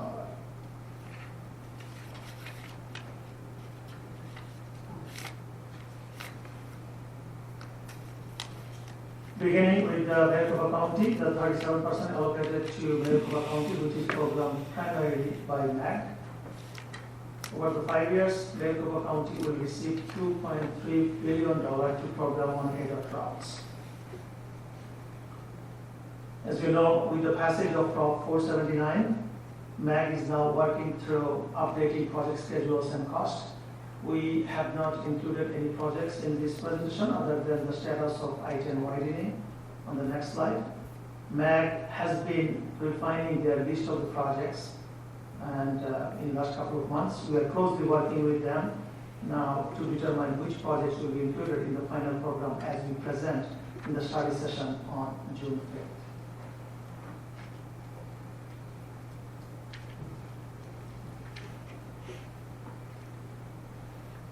This highlights 4 active projects that tied to the I-10 widening through Maricopa and Pinal counties. And the great news is everything is moving forward. The first one in the north side, procurement is underway for the Loop 222 to Gila River projects. We are making significant progress on the right-of-way efforts on this project. Next one is the construction of the Gila River Bridge is well underway. It's exciting that a significant work, which is the drill shaft work, is going to start this Monday, and we expect to wrap it up by early July. Then the third one, for the stretch from Gila River Bridge to Gas Line Road, we are expecting to receive 60% design plan in July, and advertisement for bids is planned for June 2026. And finally, the segment from Gasline Road to SR 387 was advertised yesterday. We are targeting bid opening in August and construction to begin in November.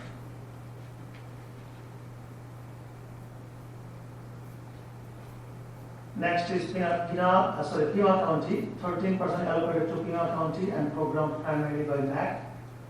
Over the 5-year, Pima County will receive $831 million for ADOT routes. As in Maricopa and Pima County, they have the dedicated sales tax for transportation as well. The projects in this section may include both 13% allocation and other funds from tax and other sources.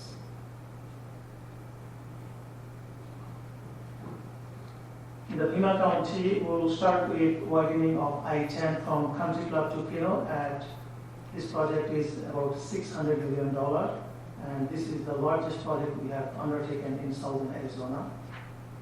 In addition to widening 3 miles of the interstate, we are reconstructing the Kino TI, adding a new TI at Country Club, and making other improvements under this project. The design is about 60% complete. Construction is expected to begin in July 2025 and run through summer 2028.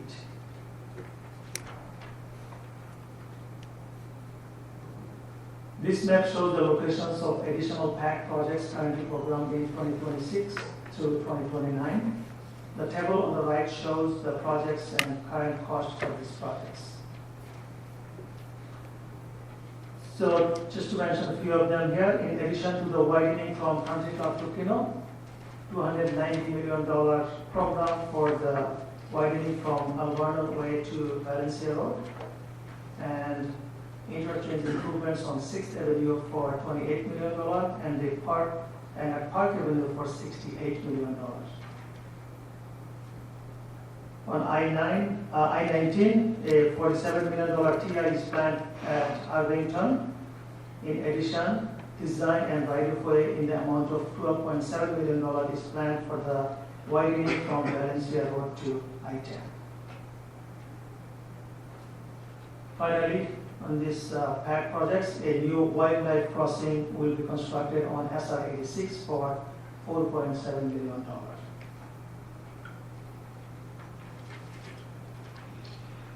Now let's talk about the airport program. We are expecting about $135 million in funding over the course of 5-year program.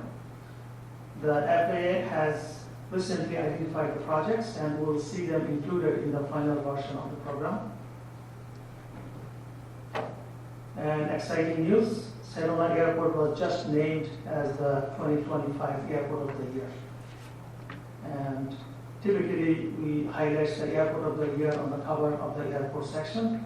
This picture you see here is from last year's Airport of the Year, which was Cholo Airport. For the final program, we will be swapping out the current photo with the Sedona Airport.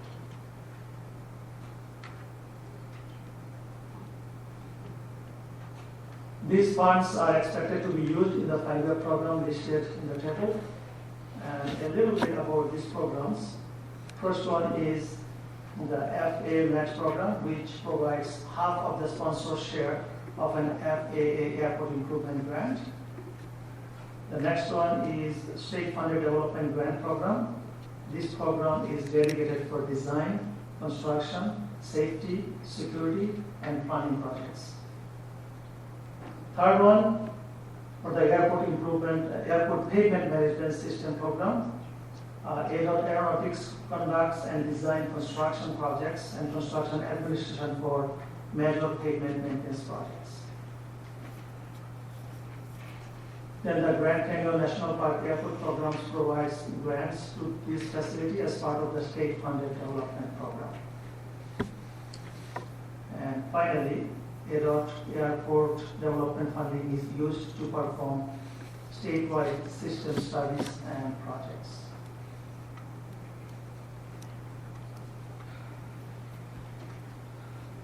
Here, I would like to provide an update on the public comments we have received as of last week on this program. Public comments are a big part of the 5-year program, so we have undertaken numerous public outreach activities. We have sent out news releases. We emailed nearly 13,000 drop delivery subscribers.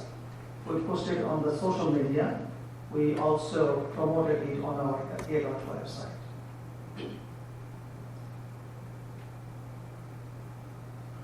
In the box on the lower left, you will see the results. So far, we have received over 1,000 comments. They came through our online survey, emails, and the board meetings. The box on the right reflects the transportation modes on which the public commented. Highways got the most attention, over 940 comments so far.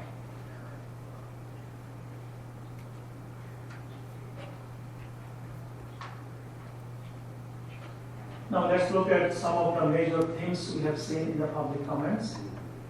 This slide highlights the routes that received at least 10 comments. To begin, SR 347 continues to stand out. Most comments focus on the need to widen it.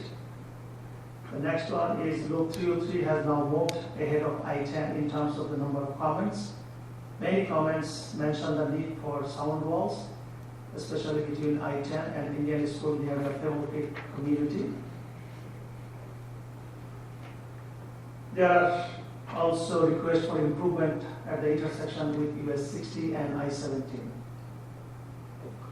Next is I-10. We have received a wide range of comments about it. In Cochise County, people are asking for a third lane between Tucson and Benson. In Pima County, there are several requests: an interchange at Moore Road, improvements at the Marana and Cortado exits, repaving all the way to the New Mexico border, and widening Tangerine Road. In Maricopa County and Pinal counties, people want to see the I-10 widen from Phoenix to Casa Grande and from Sweetgrass Road to SR 85. On State Route 260, comments focus on finishing the connection at Nottingham Lane and moving forward with the Lime Springs project. For I-17, citizens want a third lane from Phoenix to Flagstaff. On US 60, also received a lot of attention. Comments highlight pavement needs in Apache County, improvements at the 303 and 60 interchange, and widening through Queen Creek, East Mesa, Apache Junction, and Gold Canyon. US 93 comments show strong support for widening projects along the corridor. People also ask for repaving from Wittenberg to Nevada line. In addition to this, several commenters expressed strong interest in seeing future I-11 signs posted along the corridor and to advance the new interstate. Finally, SR 24, folks want us to get started as soon as possible. They are calling for widening and extending it all the way to Florence Junction in Pinal County.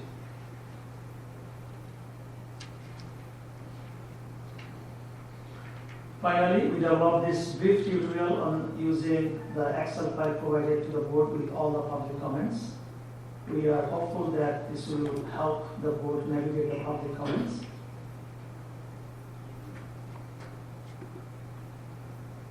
Finally, here is the recap of the next steps for the 2026 to 2030 program. Today is the public hearing on 10-week program. In 3 weeks, in June 5th, board study session will be held on draft final program. And on June 20th, final program will be presented to the board and request approval.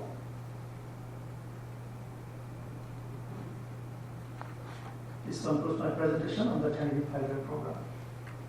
Thank you, Iqbal. That was a lot of really good information, and I know it's a little long. Even our attention spans aren't quite that long anymore, but we really appreciate all of the detail that you provided. If you're just looking at the effectiveness of the board members based on how much money is going to be spent within their district over the next 5 years, mayors, you are well represented.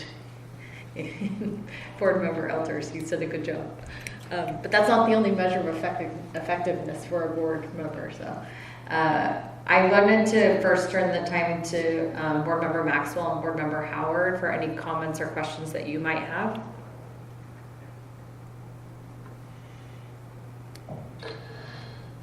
Madam Chair, this is Ted. A great presentation overall. There's obviously a lot of things, any kind of movement that's going to occur between now and the next meeting, we get an opportunity to discuss this. But I am going to apologize in advance because I've got about another 20 minutes before I have to jump off for a family event. And I appreciate you being flexible with us. And I'm going to go back off camera because we are having continue to have a little bit of lag in some of the stuff, so I don't want to slow the video down. Thank you for the briefing. Thank you, Board Member Maxwell. Board Member Howard? Thank you, Chair. I again want to echo the slides on the conditions of our bridges and pavement. I know concerns all of us. The yellow area gets larger, the red area gets larger, and right now we are funded to maintain approximately 1% of our infrastructure per year on average. And that's still a daunting number in the background, and we're all very concerned about it, so I just wanted to bring that up again. And while I appreciate a great presentation, it's got a lot of information with many different angles to look at that information. I don't have any questions at this time. I've got the 347 in the forefront, and I'm waiting also for the presentation on that and some options that we have for that project as well. So thank you very much. I appreciate it. Thank you, Board Member Howard. And that is the next thing for us, is to get that 347 presentation. But Board Members Pashakai, Searle, Ilters, do you have any questions or comments for Iqbal? Thank you, Madam Chair. My only comment is thanks for the acknowledgement.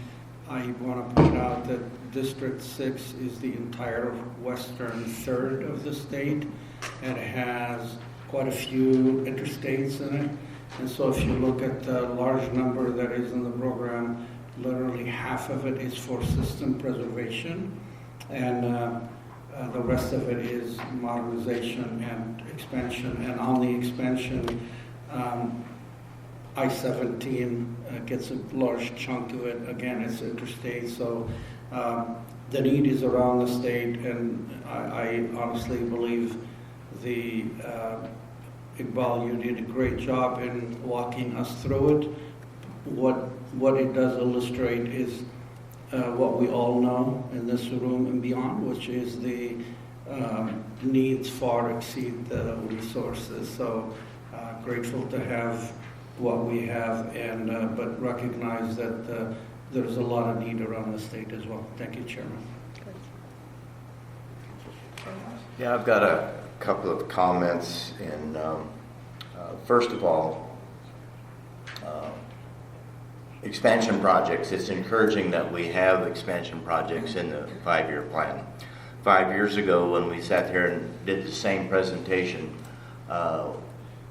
there was no projections for any expansion projects, and so we really have been able to move forward in the last 5 years. With that said, one of the trends that's a little discouraging is the road condition trends. And although there's a lot of things out of our control, I would encourage staff to look at the cost of design for pavement rehabilitation projects. As your resident tightwad, I will tell you it's very frustrating that it's going to cost $500,000 or $700,000 to just implement a rehabilitation project, which a lot of times all we're doing is resurfacing. So a lot of that is outside contract work. I would encourage that if we could,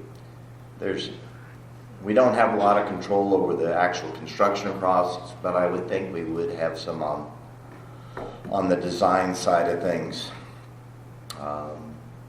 And with that project that I have discussed in the past, and I would just like to reiterate that the Cochise Overpass project that is scheduled for this current year, I would ask that it be moved from 2025 to a future year until we can find the full funding for the James Ranch Road Connector Road, which is in the plan for 26 and 27. So until we find the full funding on the James Ranch Road, I would ask that the overpass project be moved into a future year. Those are my comments. Thank you, Board Member Saul. Board Member Pashakai? Thank you, Madam Chair. I just wanted to let folks know, well, first of all, thank you for the presentation, and thank you to my colleagues and all their great comments. And it's surprising how often, well, I joined this board a little under a year ago, and I wasn't very familiar with all the roads. But now, having been on the board for about a year, each and every single one of these roads is one of the roads that we travel at least once or twice a year, even if it's across the state from where we are. So we come to understand the needs and the wants of the communities. And like my colleagues did say, it seems like you finish one road, and then it needs to be starting to be repaired again.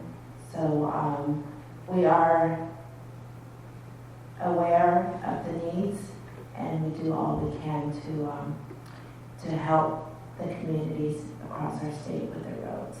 So with that being said, I just want to say thank you to everybody and the presentation. Yeah. Thank you, Board Member Bashakai. As directed by this board or requested by this board, we would like to follow up on 347 funding options at this time and include that as part of the public hearing. So if we could ask Matt Mall to come forward to present to us. Thank you, Iqbal. Thank you. Matt is our new planning director for ADOT, so we'll be seeing more of him. Good morning, Madam Chair, members of the board. For the record, my name is Matt Wall. I'm the Division Director for the Multimodal Planning Division. This presentation is in response to a request from the board for an option to fund the Pinal County segment of State Route 347 to widen it. We got limited options, as I'll explain today. There's one scenario in which the project may be funded without impact to projects focused on pavement rehabilitation, which we were just talking about. Matt, 1 second, please. Jeremy, are we going to be able to show this presentation on the WebEx? Yeah, I'm working on it. 1 second, sorry. Okay. It just wasn't being shared. I just wanted to make sure that the virtual attendees were able to. We'll give it a second, Matt, and let the online participants catch up.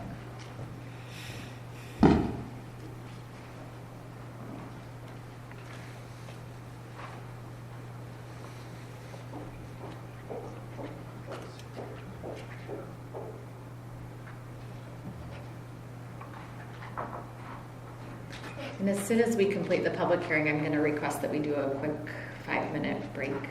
Okay.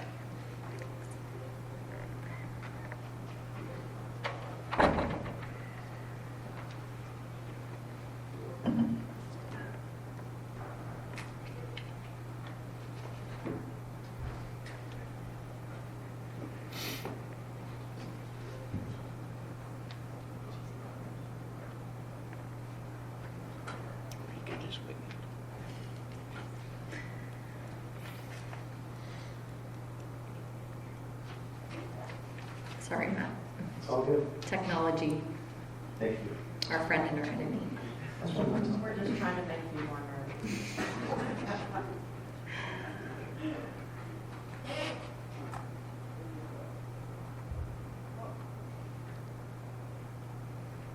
Would it be easier if Bryce did it from? Well, that's what I was going to say. I'm trying to share my screen actually. Bryce, can you tell if that 347 potential funded scenario is being projected? And Floyd, this is Ted. Sorry, people were talking over each other. Bryce? Sorry, yes, we can see it. Great. Thank you. Well, I'll go ahead and just share it, Jeremy, so go ahead, Matt. Okay. Thank you. Thank you, Floyd. Madam Chair, members of the board, I'll continue. As we saw in an earlier presentation on the tentative program, protecting funding for pavement projects is a high priority due to the continued degradation of pavement conditions on many of our roads. This is a brief summary of the projects currently proposed for State Route 347. The discussion today relates to the widening project and funding for the portion that lies within Pinal County. This slide shows some assumptions that we made to develop this scenario. First, the current estimate for the Pinal County section is $136.33 million. We are not including the Maricopa County section, as that is in the MAG region, and $90 million has already been programmed for that section in the 2031 to 2035 timeframe. MAG has indicated these funds will be reprogrammed in an earlier year if the Pinal County section is funded. Next, we included a combined $50 million commitment from the City of Maricopa and Pinal County. That leaves $86.332 million, which would need to be covered by the Greater Arizona portion of the 5-year program. We assumed a 3-year construction duration from 2027 to 2029, which is the current estimated timeframe. We did not consider the shortfalls on 2 projects funded with legislative appropriations, the Casablanca and Riggs Road TI projects. They have currently have shortfalls of $10.8 and $41.4 million respectively. These shortfalls will need to be funded with additional appropriations or other funds. Next, we assume there will be no scope changes which potentially increase the cost of $136 million unless they are funded by other entities. The projects will also need to remain on schedule since these delays can result in higher costs. With regard to pavement preservation and rehabilitation, as you saw in Iqbal's presentation, this should be and is our top priority. Therefore, we did not want to defer any currently programmed pavement preservation projects or reduce the amount available in any year for those rehabilitation projects. Finally, as the board knows, SR 347 rate number 9 on the 2024 P2P expansion project rankings. We want to respect the P2P rankings to the greatest extent possible. And this means retaining the currently programmed projects number 1 through 4 in the program. In addition, we look for opportunities to at least begin some type of scoping or design on projects number 5 through 8. This will ensure the integrity of our process. This is the schedule you've seen in previous 347 presentations, and it shows that the 347 widening project will not be bid ready until January of 2027 at the earliest. If everything remains on schedule, we anticipate construction could begin in mid to late calendar year 2027. Here's how the $136.3 million for the Pinal County section breaks out. $1.5 million is needed for design in 2026, and $134.8 million is needed for construction in fiscal year 2027 and 2028. The project is expected to have a 3-year construction duration spanning fiscal years 2027 through 29. As we shared with the board in the past, the 5-year program must be fiscally constrained. In addition, there is very limited funding that remains unprogrammed, and these funds need to be available to cover cost increases on already programmed projects. There is very little flexibility to move expansion projects around to accommodate State Route 347 because several of them have funding constrained to a given fiscal year, such as legislative appropriations and federal grants. In addition, some of these expansion projects are partially funded or being administered by other entities such as the state of California and must remain in the years they are currently programmed. Finally, some of the projects deal with critical safety issues which need to be addressed as soon as possible. This leaves only one option, which is to defer the State Route 260 Lion Springs expansion currently programmed for construction in fiscal years 2026 through 2028 by 2 years to construction in fiscal years 2028 through 2030. This $110 million project widens a 5-mile stretch of State Route 260 east of Star Valley from a 2-lane to 4-lane divided highway. By deferring it 2 years, fiscal capacity can be generated for the Pinal County section of State Route 347, some degree of scoping and design on the 8 expansion projects which ranked higher than State Route 347 on the 2024 P2P expansion list. Since the first 4 projects were put in the tentative program, we refined the cost estimates, some of which decreased. In addition, the design concept reports for P2P projects 3, 6, and 7 were completed more than 10 years ago. We should update those DCRs before we program final design. The cost to update the DCRs is estimated at $3 million each, which is significantly lower than the design estimates. The combination of these lower estimates and the capacity freed up by deferring Lion Springs may enable us to begin scoping or design on all of them in fiscal years 2026 and 2027. With these changes to the program, construction funding capacity will only exist for project number 1, the I-17 widening from Sunset Point to State Route 69. Projects number 2 through 8 come with very large construction price tags, which will exceed our expansion funding for probably a decade or more. So we will need to pursue federal discretionary grants for construction. Having them as close to shovel-ready as possible will give us the best chance of success with these grants. In order to proceed with the State Route 347 widening in Pinal County, the funding must be programmed and available to ADOT as shown in this table to ensure the project is fully funded at the time of federal aid authorization in fiscal year 2027. Please note, ADOT only has the funding capacity to cover the $86.332 million as shown in fiscal years 27 and 28. The amounts cannot be increased in either year. In 2026, an additional $1.5 million is required to finish design. This would be funded from the city and county funding. $108 million for construction will be programmed in fiscal year 2027.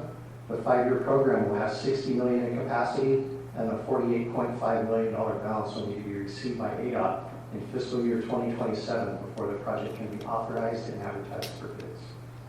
Finally, the remaining $26.3 million would come from the 5-year program and be programmed in fiscal year 2028. This is a summary of the actions required to include the widening of State Route 347 in a 2026 through 2030 tentative program. Defer Lion Springs, revised programming for P2P expansion projects 1 through 4, add expansion projects 5 through 8 to the program for some level of scoping or design, and proceed with the Pinal County section of State Route 347 pending the execution of the city and county agreements, which would include a commitment to provide the $50 million to ADOT in 2027. This slide shows a comparison of the projects impacted by the deferral of Lion Springs and the agency's recommendation to ensure the integrity of the P2P process. The current programming in the tentative program is shown on the top line for each project, while the change resulting from the 347 scenario is shown in pink. First is Lion Springs, which was added into the program several years ago prior to the implementation of the current P2P ranking process. So you'll notice it has NA for the P2P ranking. Deferring this project will result in increased costs due to inflation. And these are current costs, they're not your expenditure, just so that you can note that. The next 4 projects are number 1 to 4 on this year's P2P list. Since the tentative program was finalized, we have resigned the design cost estimates, all of which are lower than what is shown in the current tentative program. In addition, the design concept report for number 3, widening I-40 from I-17 to Country Club, was completed more than 10 years ago. So we need to update that DCR before we program design. The cost to update that DCR is estimated at $3 million. The combination of these lower estimates and the capacity freed up by deferring Lion Springs enables us to advance the scoping or design on all 4 projects into 2026. The only one that can be programmed for construction in this scenario is I-17, Sunset Point to State Route 69. Construction funding for the other 3 projects will be outside the 2026 through 2030 program, or will have to come from federal discretionary grants. The next section shows P2P expansion projects 5 through 8. Number 5 is a widening on US 60 from Shola to Vernon. In this scenario, design would begin in fiscal year 2026 for just over $3 million. Project number 6 is the US 60 State Route 88 to State Route 79 widening and bypass. The DCR for this project is over 10 years old. Some of the work in that DCR has already been incorporated into other projects. This scenario updates the DCR for $3 million in fiscal year 2026. Number 7 is another widening on I-40 from Country Club Drive to Winona. The DCR for this project is also over 10 years old. This scenario updates this DCR for $3 million in 2026 as well. Project number 8 is widening State Route 64 from milepost 185 to milepost 235, which experiences significant tourism traffic to the Grand Canyon. This scenario includes $23.227 million to design this project in fiscal year 2026. Like projects 1 through 4 currently in the tentative program, number 5 through 8 come with very large construction price tags, which will probably exceed our available expansion funding for the next decade or more.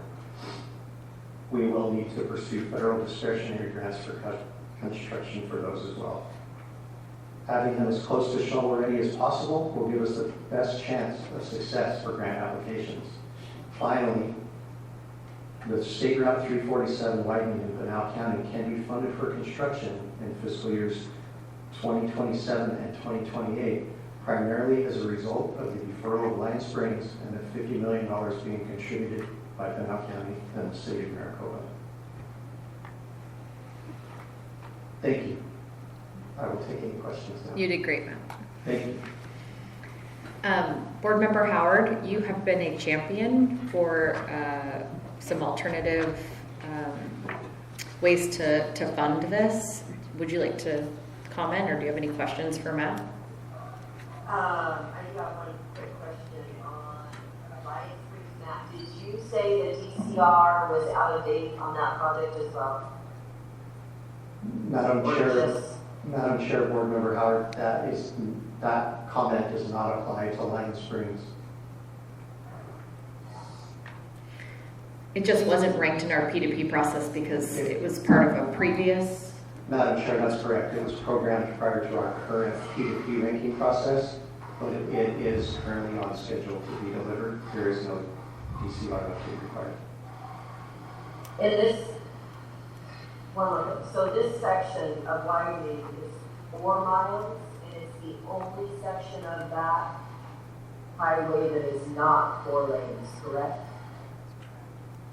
Madam Chair, Board Member Howard, that is correct. Do we have,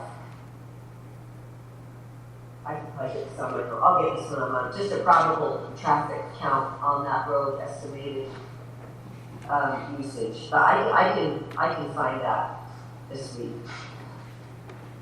We'll follow up on that. Yeah, Madam Chair and Board Member Howard, we'll follow up and send her the information, both the volumes, verify the volumes on 347 as well as 260. Thank you, I appreciate it. But that's all the questions I have now, Madam Chair. Thank you. Thank you, Board Member Howard. Any questions for Matt? Just the summaries, you had a lot of information there and a lot of effects by moving Lion Springs, but simply, if we want to put it in a nutshell, if we delay Lion Springs, we can move forward with 347. Is that what I'm hearing? Madam Chair, Board Member Searle, that is a very high-level summary of what the presentation was, but there are most definitely impacts to the other projects that outranked State Route 347 in P2P. Basically, items 5 through 8 on this chart are the ones that are. Yeah, but they're not in District 3. Madam Chair, and members of the board, it's not just 5 through 8, it's also 2 through 4. Those still have some funding allocations, though they're just Correct. Shifted around. They Whereas will not be funded for any construction beyond Project 1. And you started out the presentation, Matt, by talking about the integrity of the P2P process and a desire to protect that. I think we've had a lot of conversations in previous meetings, public meetings, where we've talked about perhaps the need to modernize some of the P2P criteria and to include and maybe verify the assumptions that we make as we prepare that P2P process, as well as the data inputs and where we're getting that data as well. So that's a secondary conversation to the one we're having right now. That's somewhere down the road in maybe after July. But I do want to just point out the fact that this may be an opportunity for us to review that criteria in the P2P process. All right, any other questions from thank you for presenting this. I was adamant when I talked to Floyd earlier in the month that we have this presented in today's meeting during the public hearing portion, because the people who maybe are more adamant about Lion Springs or have other concerns about some of the other projects that may be either delayed or modified in order to accommodate the 347 funding, I wanted to make sure they had a chance to respond to this information before, and we have a study session coming up on June 5th, as well as the final hearing and vote for this on in our June meeting. So I wanted to make sure that there's ample time for everyone to be able to review this information.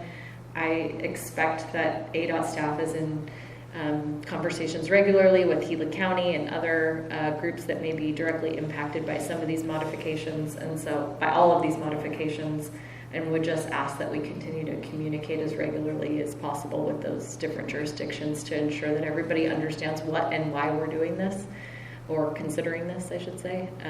So if we can help as a board in any of those formats, please let us know. Any other questions?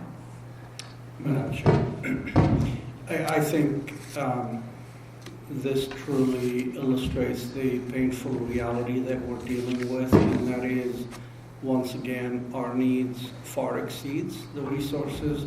And while I think we all have heard and we all agree that 347 is a need, and it's a critical need, without a change in the overall level of funding for transportation, this illustrates the painful reality of shuffling projects around and moving them within the 5-year program. Transportation projects go through a methodical path through design concept reports and design and utility clearances and right-of-way acquisition and so on before they get to construction. So the attempt of moving project around, even in situations like this, where the movement does make sense and it's justified, it's not easy to do, and it comes at the cost of other projects that are equally as important for other constituents in the state. So, I think we're all struggling with it, and we're doing so for good reason. Thank you. Thank you, Board Member Elters. That was a great synopsis, I think. Thank you, Matt. Thank you. I do believe at this point that concludes the public hearing. Is there a motion to adjourn the public hearing? So moved. We have a motion and a second. Motion by Board Member Elters, a second by Board Member Searle. All in favor, please say aye. Aye. Aye. Board Member Howard? Aye. Thank you. All right, that motion carries. Is there any opposition to the adjournment? I didn't think so. All right, we will take a brief 5-minute recess and come back to the remainder of our agenda items. Thanks, everyone.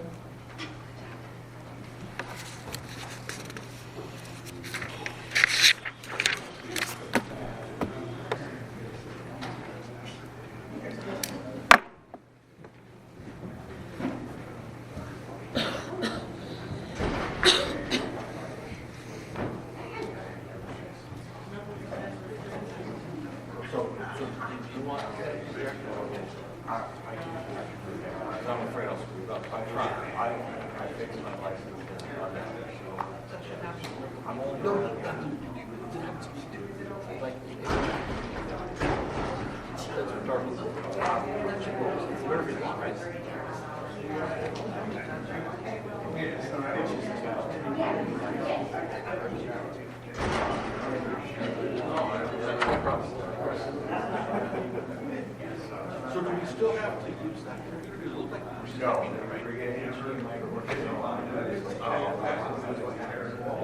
That's why, so we switched to their running around. Oh, okay.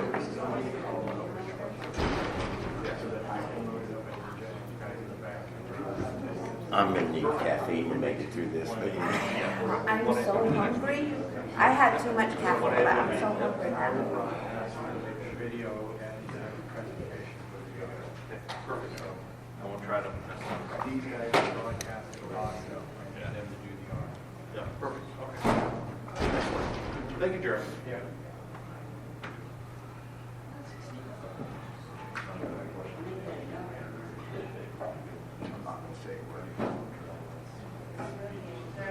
We're gonna get that.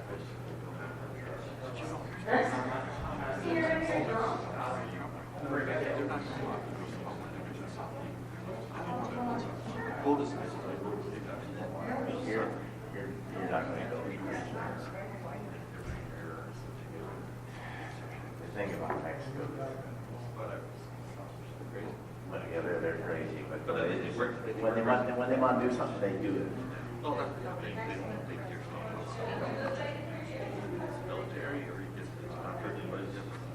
And so, as we're work through this for the next 3 years. One day they'll wake up and they'll be able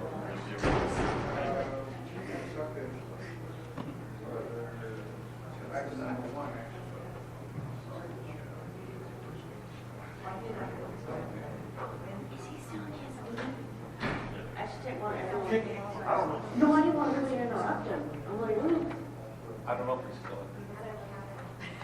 No, I was just gonna see if Wade Weber's using that. They wanted to get it. I just didn't want anybody to get out of the way.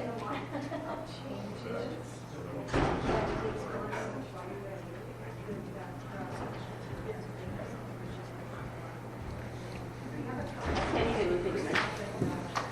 Oh, yeah, on your plane. Yep. I should have brought myself up. I'm in touch. Oh, hi, how are you? Thanks for hosting us. Appreciate it. Yes. Nice to see you. Likewise. Yeah, last time I saw you was in Gilbert. Oh, yeah. Yeah, I think about a year ago. Oh, yeah. I used to hang out there a lot. You're the former mayor, right? Yeah. Did you move or what? No, I still live there, yeah, but I believe that elected officials are like milk, and that after a while we just boil. And so we You should gotta get out.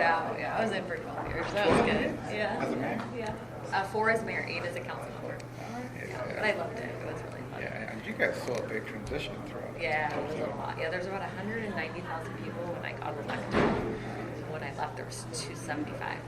So, yeah, it's a lot of people. A lot of change. We got a freeway, yeah, all kinds of things. We got hospitals while I was there. Yeah.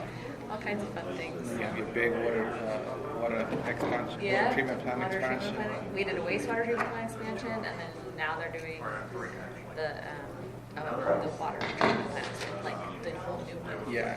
Which is a crazy project. For like what, 500 million, right? It's supposed to be like It's gonna be 290. big. What about? Yeah. Oh, look at Like you guys. all the good like- projects that you priced out in 2019. The COVID just hit you. Yeah, Yeah. yeah. So, you guys have a lot going on up here. It's fun. Yeah, it's fun. It's Yeah. great being out here. I've been here for about 4 years now. Good. And it's great team. Well, come to the league conference. Yeah, we always come out for that. Yeah, I know the mayor has, but I've never met you there. I've never seen you Okay, there. good. Yeah, my firm does all the programming, so we do all the panels. What firm are you in? Horizon Strategies. Yeah. I don't think I'm one. Yeah, we're just a little tiny thing, but. No, not it tiny. makes it You're the so league. fun. No, we love the league. It's like our favorite. So. Okay, Yeah. we'll see you in August then. All council members love the league, so we'll definitely see you guys. Yeah, you guys are good partiers. Oh my goodness. We'll see you Thanks around. for saying hi.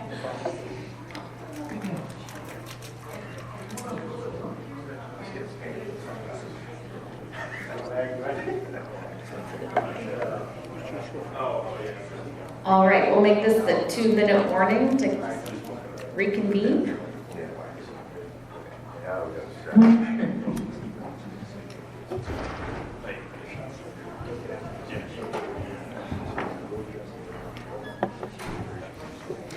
All right, let's move this along, Chair. We'll see how fast we can really go. Watch me. Okay.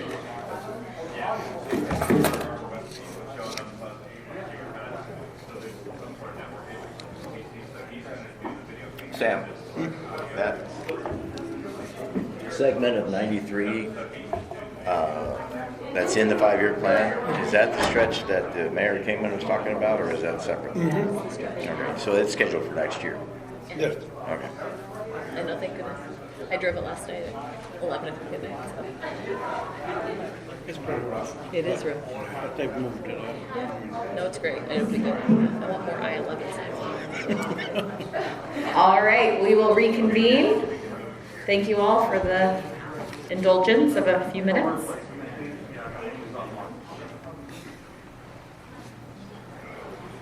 Floyd's going to get called into the principal's office. Thanks, Floyd. All right, we'll move to agenda item 1, which sounds like we're going backwards, but we're not, I promise. We are proceeding. Our director's report, Director Toth. Sorry, I was completely chewing. So, as requested, I wanted to share an update on I-11 with you this morning, but before doing that, I do want to thank the mayor and Bullhead City for hosting us. It is wonderful to be here again. Early in my career, I was based out of the Kingman district, and I worked on widening 95 and 68 that got you here today, so it was fun to reminisce. I also want to take the time to recognize that it is wildfire season and definitely bring some attention to and keep the community of Greer in our thoughts as they are dealing with the Greer fire. I also want to recognize the many federal, state, local agencies, nonprofits for working in the emergency response to contain that fire. So, moving on to I-11. Next slide, please. The proposed I-11 is envisioned as a multi-use corridor that would improve our state's access to regional as well as international markets while opening up new opportunities for trade, commerce, job growth, travel, and mobility options for travelers. Next slide. It has a very long history, and there has been much consideration given to this idea of a high-capacity north-south route that not only would connect Arizona to surrounding states, but also connect the U.S. to Canada and Mexico. So I'm not going to go through every single step taken so far, but I do want to give some background before sharing where we're at today. Next slide. So in 2012, Nevada and Arizona's Department of Transportation collaborated and began envisioning what Interstate 11 could look like through the Southwest. And in 2015, the U.S. Congress passed the Fixing America's Surface Transportation Act, also known as the FAST Act, which formally designated future I-11 as an interstate highway through Arizona and Nevada. It also reinforced the concept for I-11 that had emerged from previous studies. The FAST Act stated that the I-11 corridor will generally follow State Route 189 and Interstate 19 from Nogales to Tucson, Interstate 10 from Tucson to Phoenix, and US 93 from Wickenburg to the Nevada state line. It is important to note that the FAST Act designation did not include funding for construction. Currently, there is still no funding for right-of-way design or construction for the proposed I-11 corridor in Arizona. Next slide, please. In 2016, the I-11 Tier 1 environmental study began. A Tier 1 study is where an agency analyzes and documents the environmental impacts on a system or a corridor level. Beyond that, beyond the environmental analysis, the Tier 1 study also includes a significant amount of public involvement.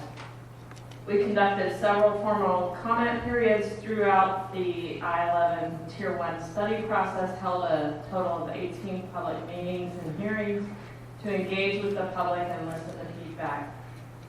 In November of 2021, the Federal Highway Administration issued a record of decision. This was a major milestone that marked more than 5 years of study, stakeholder input, public feedback, and technical analysis on the proposed 280-mile highway corridor between Nogales and Wickenburg. Next slide, please. In the decision, a selected corridor alternative was identified. This is about a 2,000-foot wide tract made up of a combination of new and existing roadways for the entire 280-mile corridor. It represents the area within which the proposed I-11 could be built. Further studies are required to identify an actual alignment or route. Next slide, please. So Tier 1 studies, they provide a fairly high-level roadmap to advancing to the next stage. The next stage is a Tier 2 study, which gives us the opportunity to conduct additional, more detailed environmental and engineering analysis within that selected corridor alternative. In June of 2022, Arizona's legislature appropriated funding for a Tier 2 study for the section of the proposed I-11 corridor between Buckeye and Wickenburg. No other I-11 segments have been identified for a Tier 2 study at this time, and currently there is only funding for the Buckeye to Wickenburg Tier 2 study. There is currently no funding for design and construction for this segment after the Tier 2 study is completed. In April of 2022, a complaint was filed in the U.S. District Court in Tucson. The latest court order puts a stay on the case until ADOT and FHWA undertake a reevaluation of the Interstate 11 Tier 1 environmental impact statement. This effort will also include a public comment period. The reevaluation of the Tier 1 environmental impact statement will review any proposed change in the affected environment, any anticipated impacts, applicable requirements, or mitigation measures as they relate to the I-11 record of decision for the entire 280-mile corridor. In addition to the reevaluation, the stay does not preclude some pre-notice of intent activities, Tier 2 activities. So next slide, in terms of where we are now. We have completed the following activities with the approval of the board, the $3 million that the board approved in March. We authorized the consultant to develop a scope of work and fee proposal for the Tier 1 reevaluation. We have given notice to proceed to Arizona Game and Fish for studies. These were mitigation measures of the Tier 1 study before proceeding to Tier 2. And we've developed the core project team. Other items we can work on in line with court order include initiating a project-level public involvement plan and project communication protocols, updating project websites, and starting on the purpose of need. As set forth in the court order, we will keep the plaintiffs updated and will work to continue any activities in line with that court order. The next slide, please. As for the Tier 1 reevaluation process, we're anticipating that it should be completed in about a year. We're aiming for the public outreach to happen in early 2026, and we'd like to finish the reevaluation later in 2026. Next slide. So with that, I'd be happy to take any questions, and I do have, if we get into legal questions, I have legal counsel on the phone as well as our subject matter expert. Thank you, Director Toth. Actually, we did receive a letter, or a couple of letters, comments about this study and trying to break out the northern half from the southern half. Is there any ability to do that? The stay and the reevaluation is for the entire 280-mile corridor, so we are not able to break that out. Thank you. Go ahead. Thank you, Madam Chair. Director, I had a similar question and similar thought, and I want to press that a little further. Understanding that the route that you just outlined from the U.S.-Mexico boundaries up to the state line with Nevada is over 200 miles, but the overwhelming majority of it is already existing corridors and highway alignment. It's nothing new. And I wonder if we have explored the possibilities of acting on the suggestion in the letter that says, is there a way to request the courts to reconsider or bifurcate? Because there's nothing, when you look at NEPA, there's existing and there's new and impact with each and so on. So I'm just wondering if we have contemplated, and if not, is there an opportunity now to explore that path? Thank you. Chair, members of the board, in consultation with our outside legal counsel, with Federal Highway Administration, and Department of Justice, we don't see a way to do that. What we do see is what I explained. We can move forward with some Tier 2 pre-NOI activities, which we are moving forward with. But outside of that, we cannot move past an NOI in terms of the Tier 2 study for any of the entire 280-mile corridor. I was on a call a couple of weeks ago, included in a call, and there was a conversation with members of the current administration who indicated that if there was an initiation to bifurcate the Tier 1 study into different segments of independent utility, i.e. the one that we have the Tier 2 appropriation for, which was US 93 down to the I-10, but also looking northern, which may be a possibility as well, given that it is already an established corridor, that they may have an appetite, as has been done in previous situations, which their research indicated, which was mentioned in the letter, 22 different situations where the Tier 1 study has been divided into those different segments of independent utility, that they would be willing to consider that if it was initiated by ADOT and or the governor. And so I just issued that as a commentary more than anything. I recognize you guys have been in extensive contact on the legal side, but also with our FHWA partners as well. And so I would like to see us try. If we are unable to, and get some sort of official something from FHWA, I think it puts the situation to bed, so to speak, until the Tier 1 portions that need to be redone can be redone. But I would like to see us try, if that's a possibility. If the extent of the effort is a couple of letters, I feel like that's a doable. If it's, a extensive lawsuit or something else, that's obviously a different conversation. But if the effort it can be initiated with letters, I think that could be a possibility for us to pursue. Madam Chair, we'll look into that with FHWA. Thank you.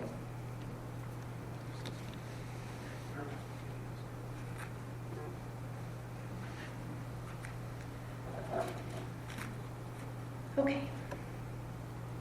You have more for your director's report. I do not have anything else for the director's report, but I will ask Amy to provide us with the state and federal legislative report. Thank you. And Amy does have a presentation. It would be that presentation 1B.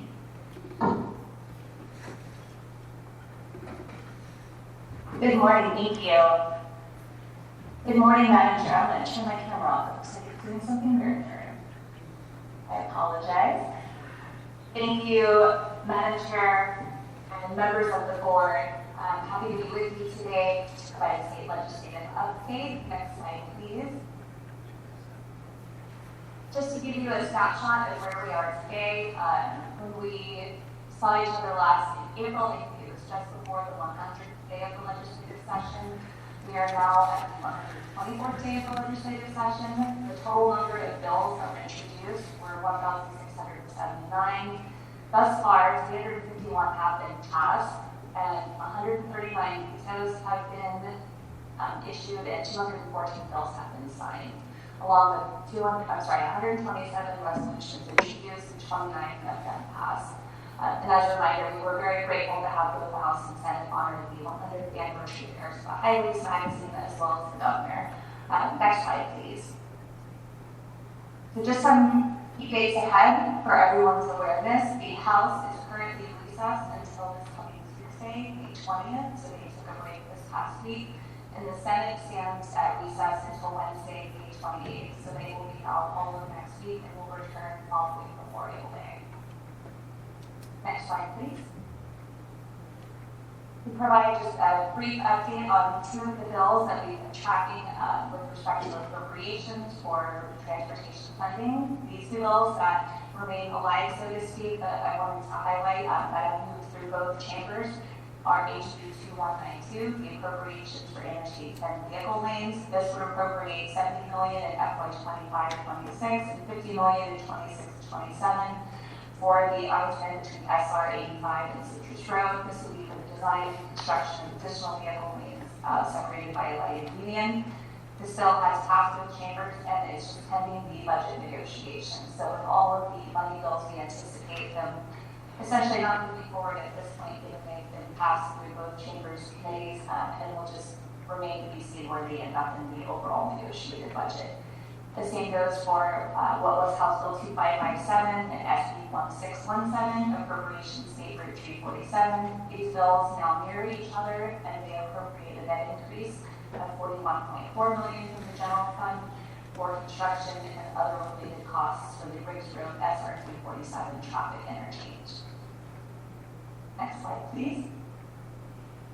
And just to give you an overview of all of the bills that have been signed, we have a couple slides of just a number of the bills we were tracking this year for the board's awareness. And several of the bills that Governor Hobbs has signed were on our list that we've been tracking that we wanted to just flag for everyone's awareness. So you see several of these here. Feel free, if you have questions about any of them, to let me know. Next slide, please, will be a few more of those signed bills.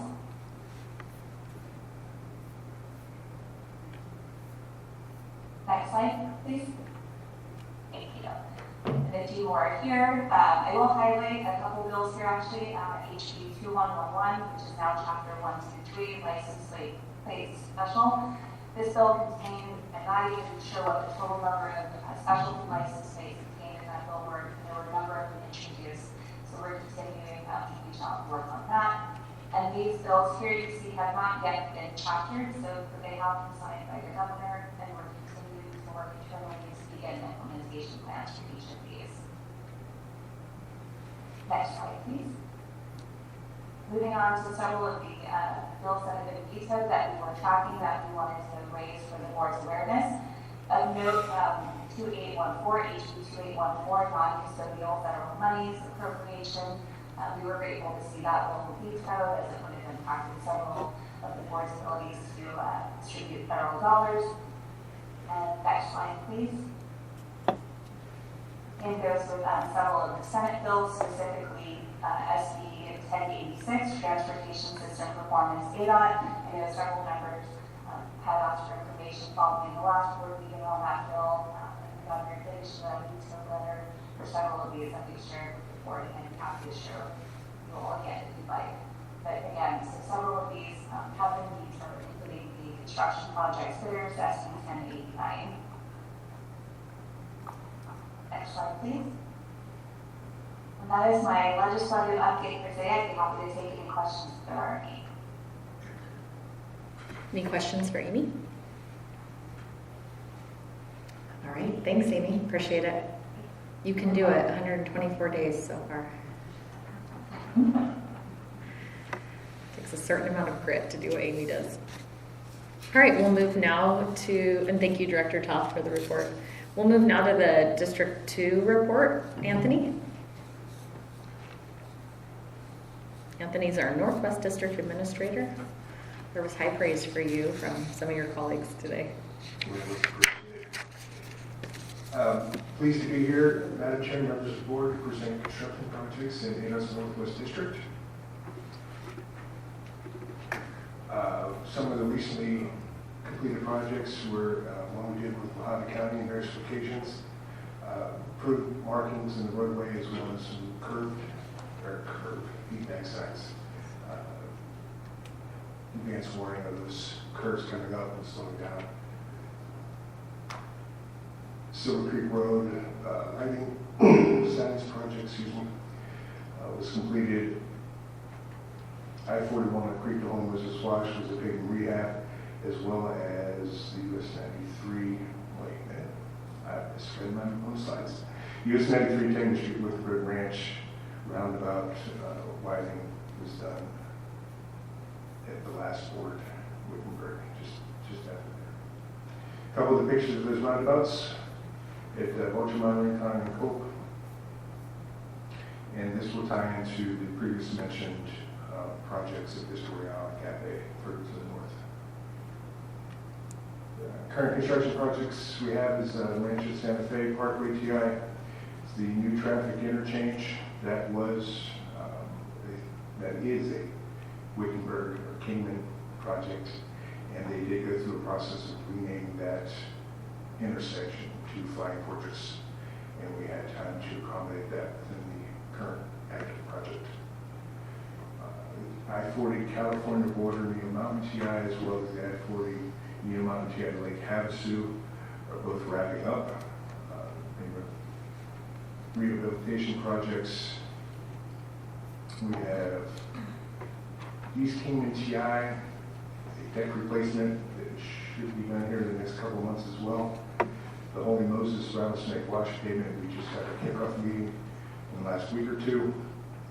That will be going through the 3 current projects we have in Kingman, so it is a busy area. SR69 Crescent Lake Parkways, we just started back from winter shutdown. Installing the median, already did the outside widening last year, so that's moving along. And US 60 Centennial Wash Bridge, the new bridge alignment. The new bridge has been, jump ahead, placed, which is on the left, and the old bridge being demoed is on the right. Jumping back to another current project is the I-40 US 93 interchange. It's the large one there.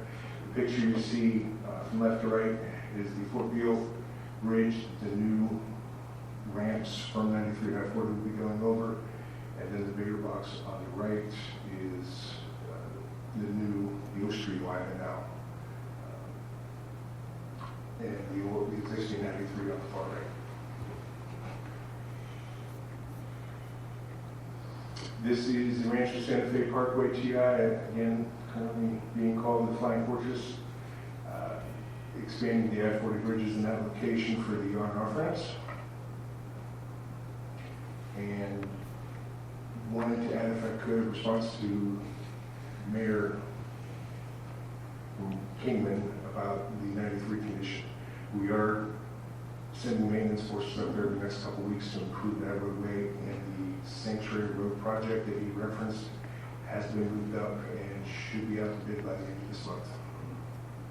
Terrific. So, any questions? Seeing none from the board, thank you for the update. Thank you. We'll move on to agenda item 3, our consent agenda. Does any member of the board want to have anything removed from the consent agenda for additional discussion? I'll make a motion to approve the consent agenda. We have a motion by board member Searle. Is there a second? Second. We have a second from board member Pashakai. All in favor, please indicate by saying aye. Aye. Any opposed? Aye. Thank you, Jenny. None opposed. That motion carries. Thank you.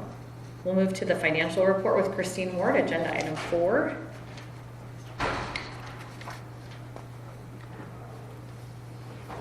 And then Iqbal's on deck for multimodal. Well, good morning. It's been quite a morning. Presentations. Wow. I know, you've been waiting to get to this one, I'm sure. I feel like yours was woven into all of the It conversations was. that we had. And you're going to really enjoy an attachment with what Anthony just provided as it relates to reporting request and additional slides. Great. So, all right, on the Highway User Revenue Fund, we're 1% under budget, under forecast, still within target range. We've collected just over $1.5 billion. We have had some strange little nuances that we are checking into. Mr. Elters, you have previously paid attention to strong declines, strong increases. I will let you know that we have a couple little things on Earth that we're checking out where we're seeing some variations that we have a little system glitch, what's going on there. So if you notice any of those, I'm just letting you know, we'll be reporting back. Thanks for the heads up. So you'll see in the individual categories for April, we've got gas tax that's lagging behind. That's one of the items we're checking into. It has to do with exports. We're seeing increased export numbers. We're also seeing some numbers with regards to some activity in the BLT category where we are checking into some delays in recognizing revenues due to reconciliation. So that's why you might be seeing some unusual things there, and we're digging in there. with regards to the regional area road fund, you can't get a nicer on forecast than this. I mean, this is just a thing of beauty. So we're 0.1% over forecast, and that's on forecast. On the individual categories, nothing significant to discuss. Let's see here. Now, this is a request from Chair Daniels. She asked that we start to provide you some insight into how much of the program has actually been obligated. So once you've approved a program, I've been reporting to you on those revenues. This is showing you that program that you approved, how much of that is actually active.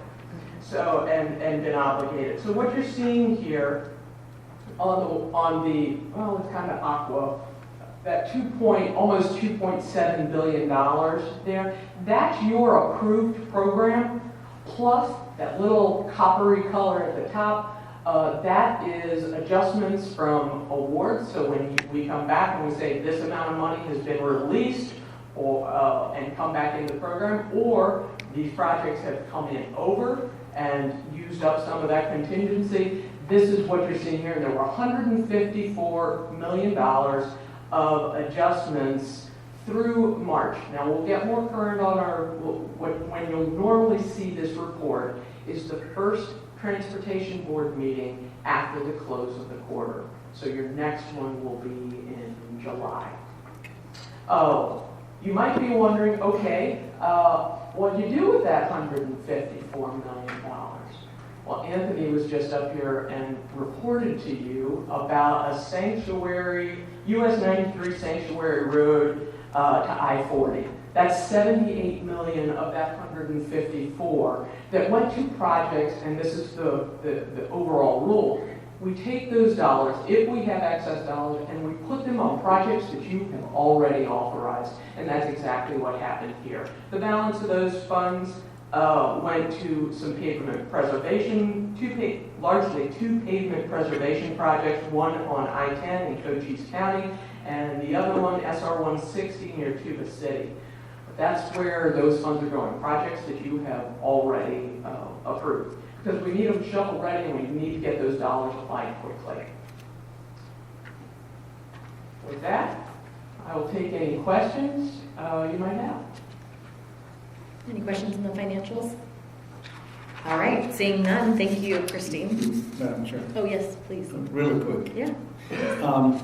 Just looking at, by the way, thank you, this is really helpful, and understanding that the funding goes to pavement preservation, which comes up quickly, and if we don't do it, it goes from preservation to reconstruction. So I understand and really appreciate that approach. My question here has to do with, we're talking about FY25, fiscal year 25, which ends in a couple of months, next month on June 30th. And this is at the end of the previous quarter, which is March 31st.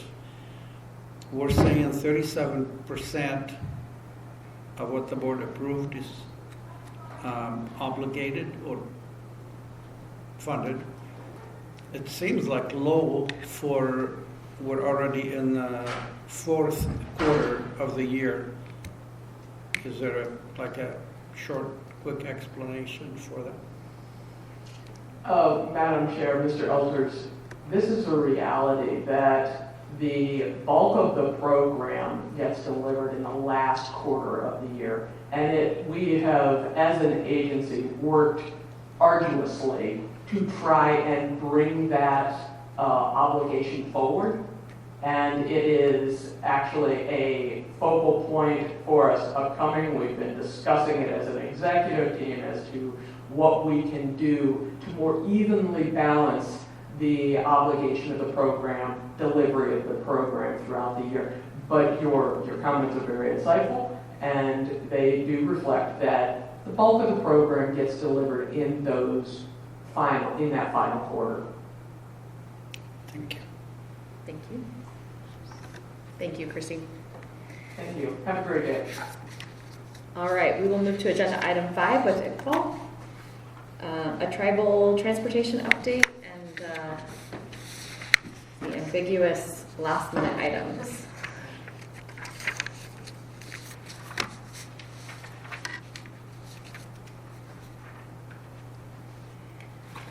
And I hear they turn off the air conditioning at noon, so we're gonna go fast. I'll make it really quick. Good morning again, Madam Chair and members of the board. For record, again, my name is Iqbal Hussain, the Deputy Director of the Mountain Road Planning Division. I'll present item 5A.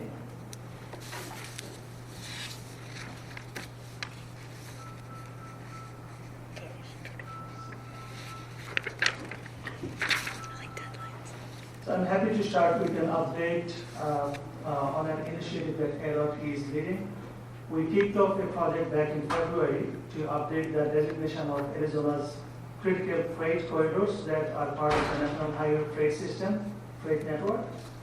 Some of the routes we are looking at run through or near the tribal communities like US 89, SR 99, US 191, and SR 264, and also US 70, which crosses the San Carlos Apache Reservation. Because the tribal involvement is so important to us, we made sure to do some specific outreach to engage all 22 tribes in Arizona. Our tribal liaisons are in regular contact with these communities to listen to their input and their concerns. Now, we held a tribal focused meeting on April 18, and glad to see representatives from Cococa tribe and also the Salt River Indian community in that meeting. We also received comments from several other tribes on this redesignation, including Navajo Nation, Hopi tribe, Hualapai tribe, and San Carlos Apache tribe. A lot of this feedback focused on the impacts of commercial vehicle traffic on these communities. Our tribal liaisons shared these comments to the project team so that we can consider all these comments we received as we move forward. And we are expecting to wrap up this project by August of this year.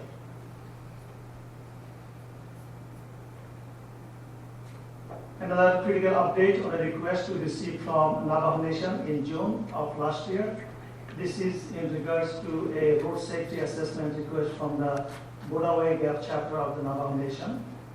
The chapter is requesting 6 turn lanes on a stretch of US 89 from Tuba City to south of Page because of the safety concerns they have.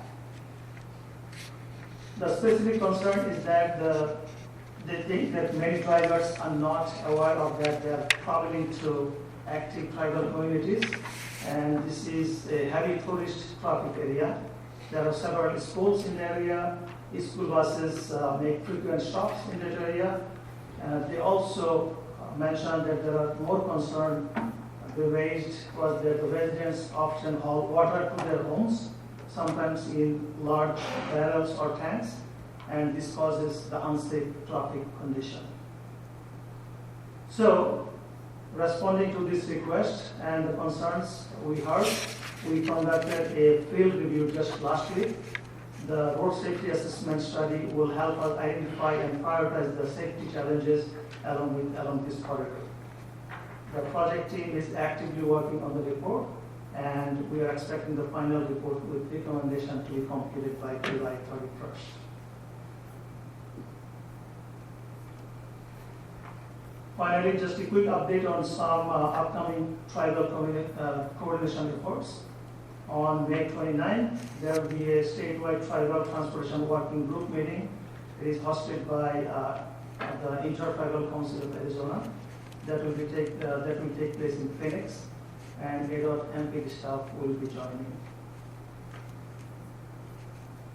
In June, we got a couple of in-person meetings lined up. On June 5th, we are meeting with Hopi tribe in Flagstaff, and on June 11th, we will be heading to White River for a joint meeting with San Carlos Apache tribe and the White Mountain Apache tribe. This concludes my presentation on tribal transportation updates. Thank you, Paul. Any questions for Paul on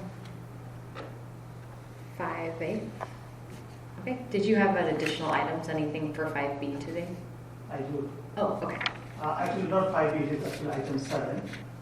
We'll get there. Yes. Okay. Thank you for the information and the update. All right, we'll move to agenda item 6, Lisa. And just to summarize, not to take any wind out of your sails, we have one motion to approve, or one request to approve, and 2 requests to rescind.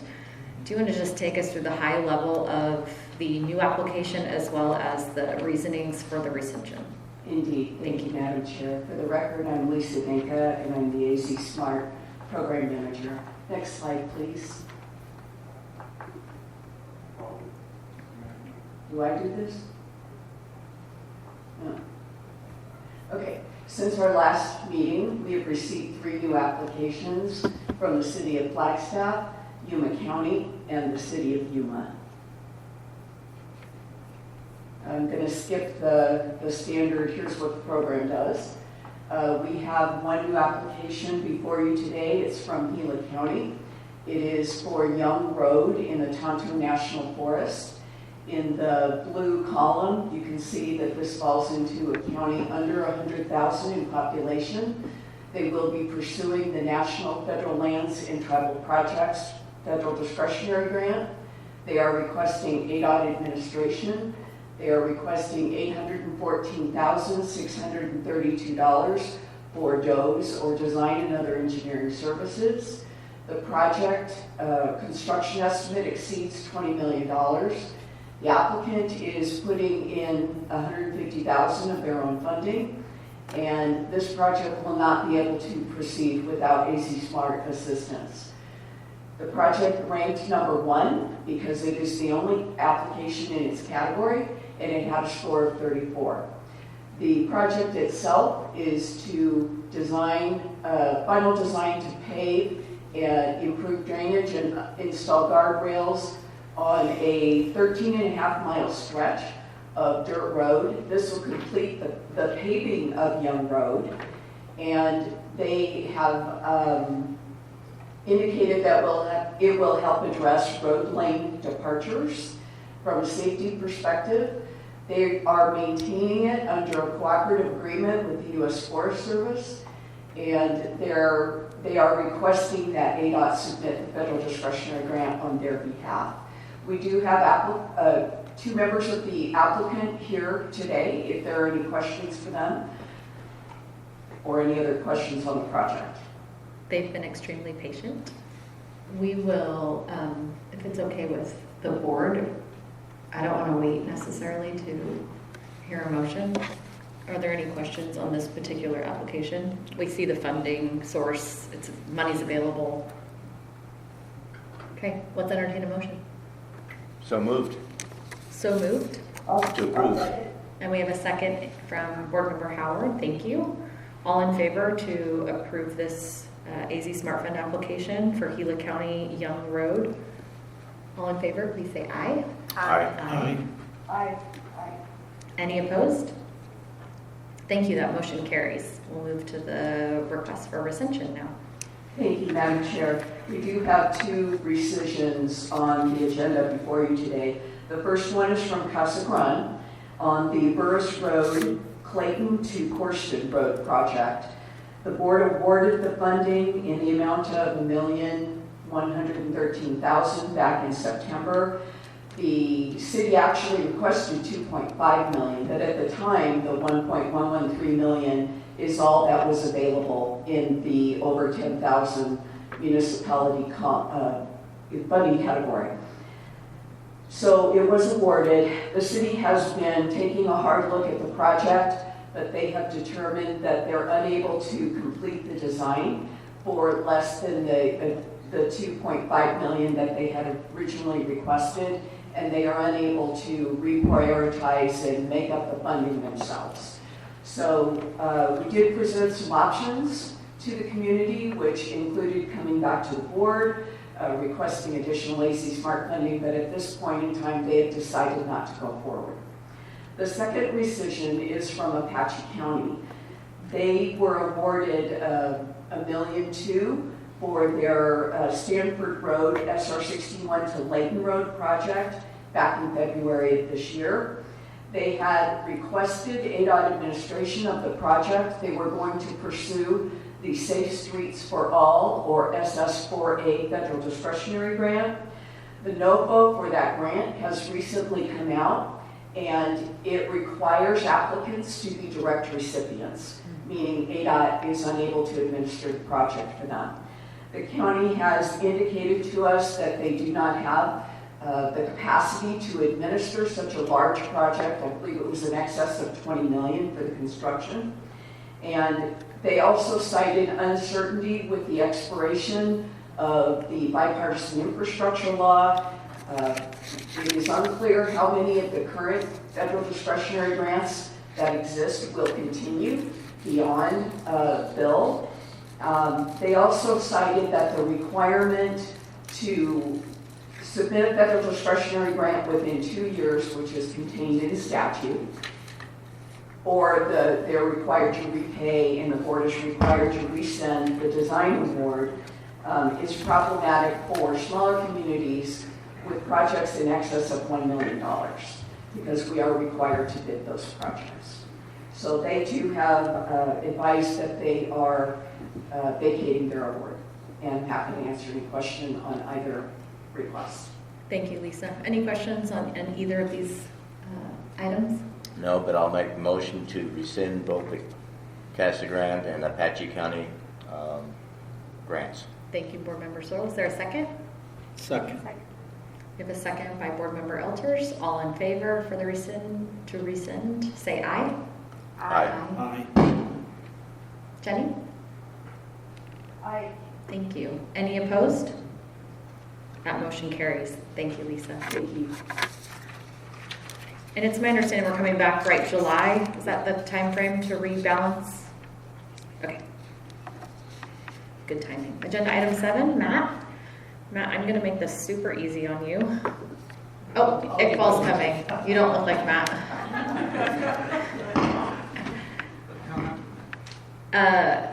Can I make this really easy, and we will just look to the board if they have any PPAP project modifications for either the new projects, the modifications, or the airport that they wish to discuss further?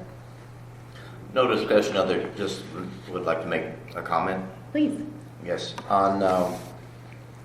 I was appreciative to see items 7KK and 7MM.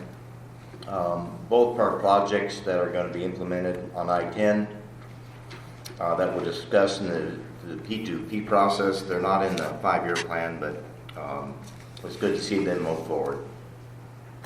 Thank you, Board Member Scholl. Board Member Elters? Oh, thank you, Madam Chair. Just one quick question related to 7C. Can you help me understand what we're doing with 7C? Iqbal?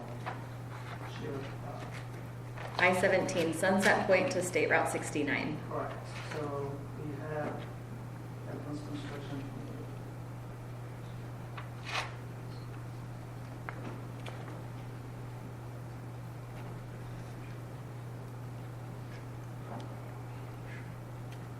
It's moving it up and reducing the funding, but it was not clear to me what the purpose is.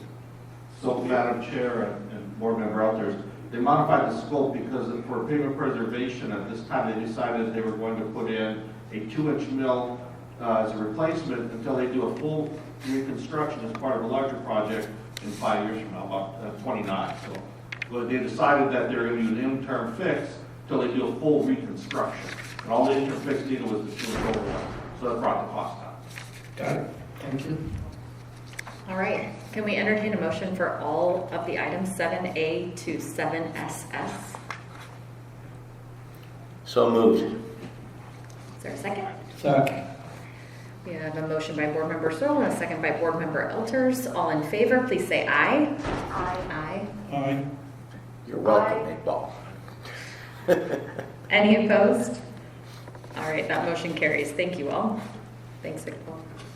All right, we're moving now to agenda item 8, our state engineers report, Mesa. And I'm going to go fast for you too, if that's okay. We have 6 items, 9A through 9F. All of them are requests to award. Does any board member wish to discuss any of these items further? Okay, thank you. With that, we will entertain a motion for items 9A through 9F. So moved. Second. We have a motion by board member Elters and a second by board member Searle. All in favor, please say aye. Aye. Aye. Thank you. Any opposed? That motion carries. Just have to give an opportunity for somebody to change their vote at the last minute. All right, that takes us all the way through agenda item 9 and moves us to agenda item 10. Any suggestions for future agenda items? Basically, you look shocked, but you're done. You need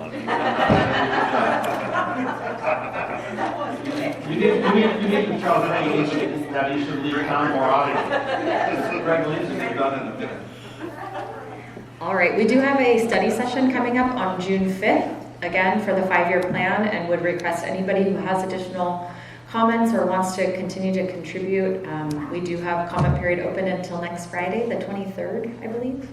All right.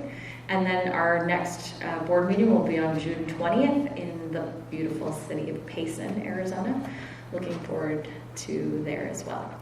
Any other questions, comments, or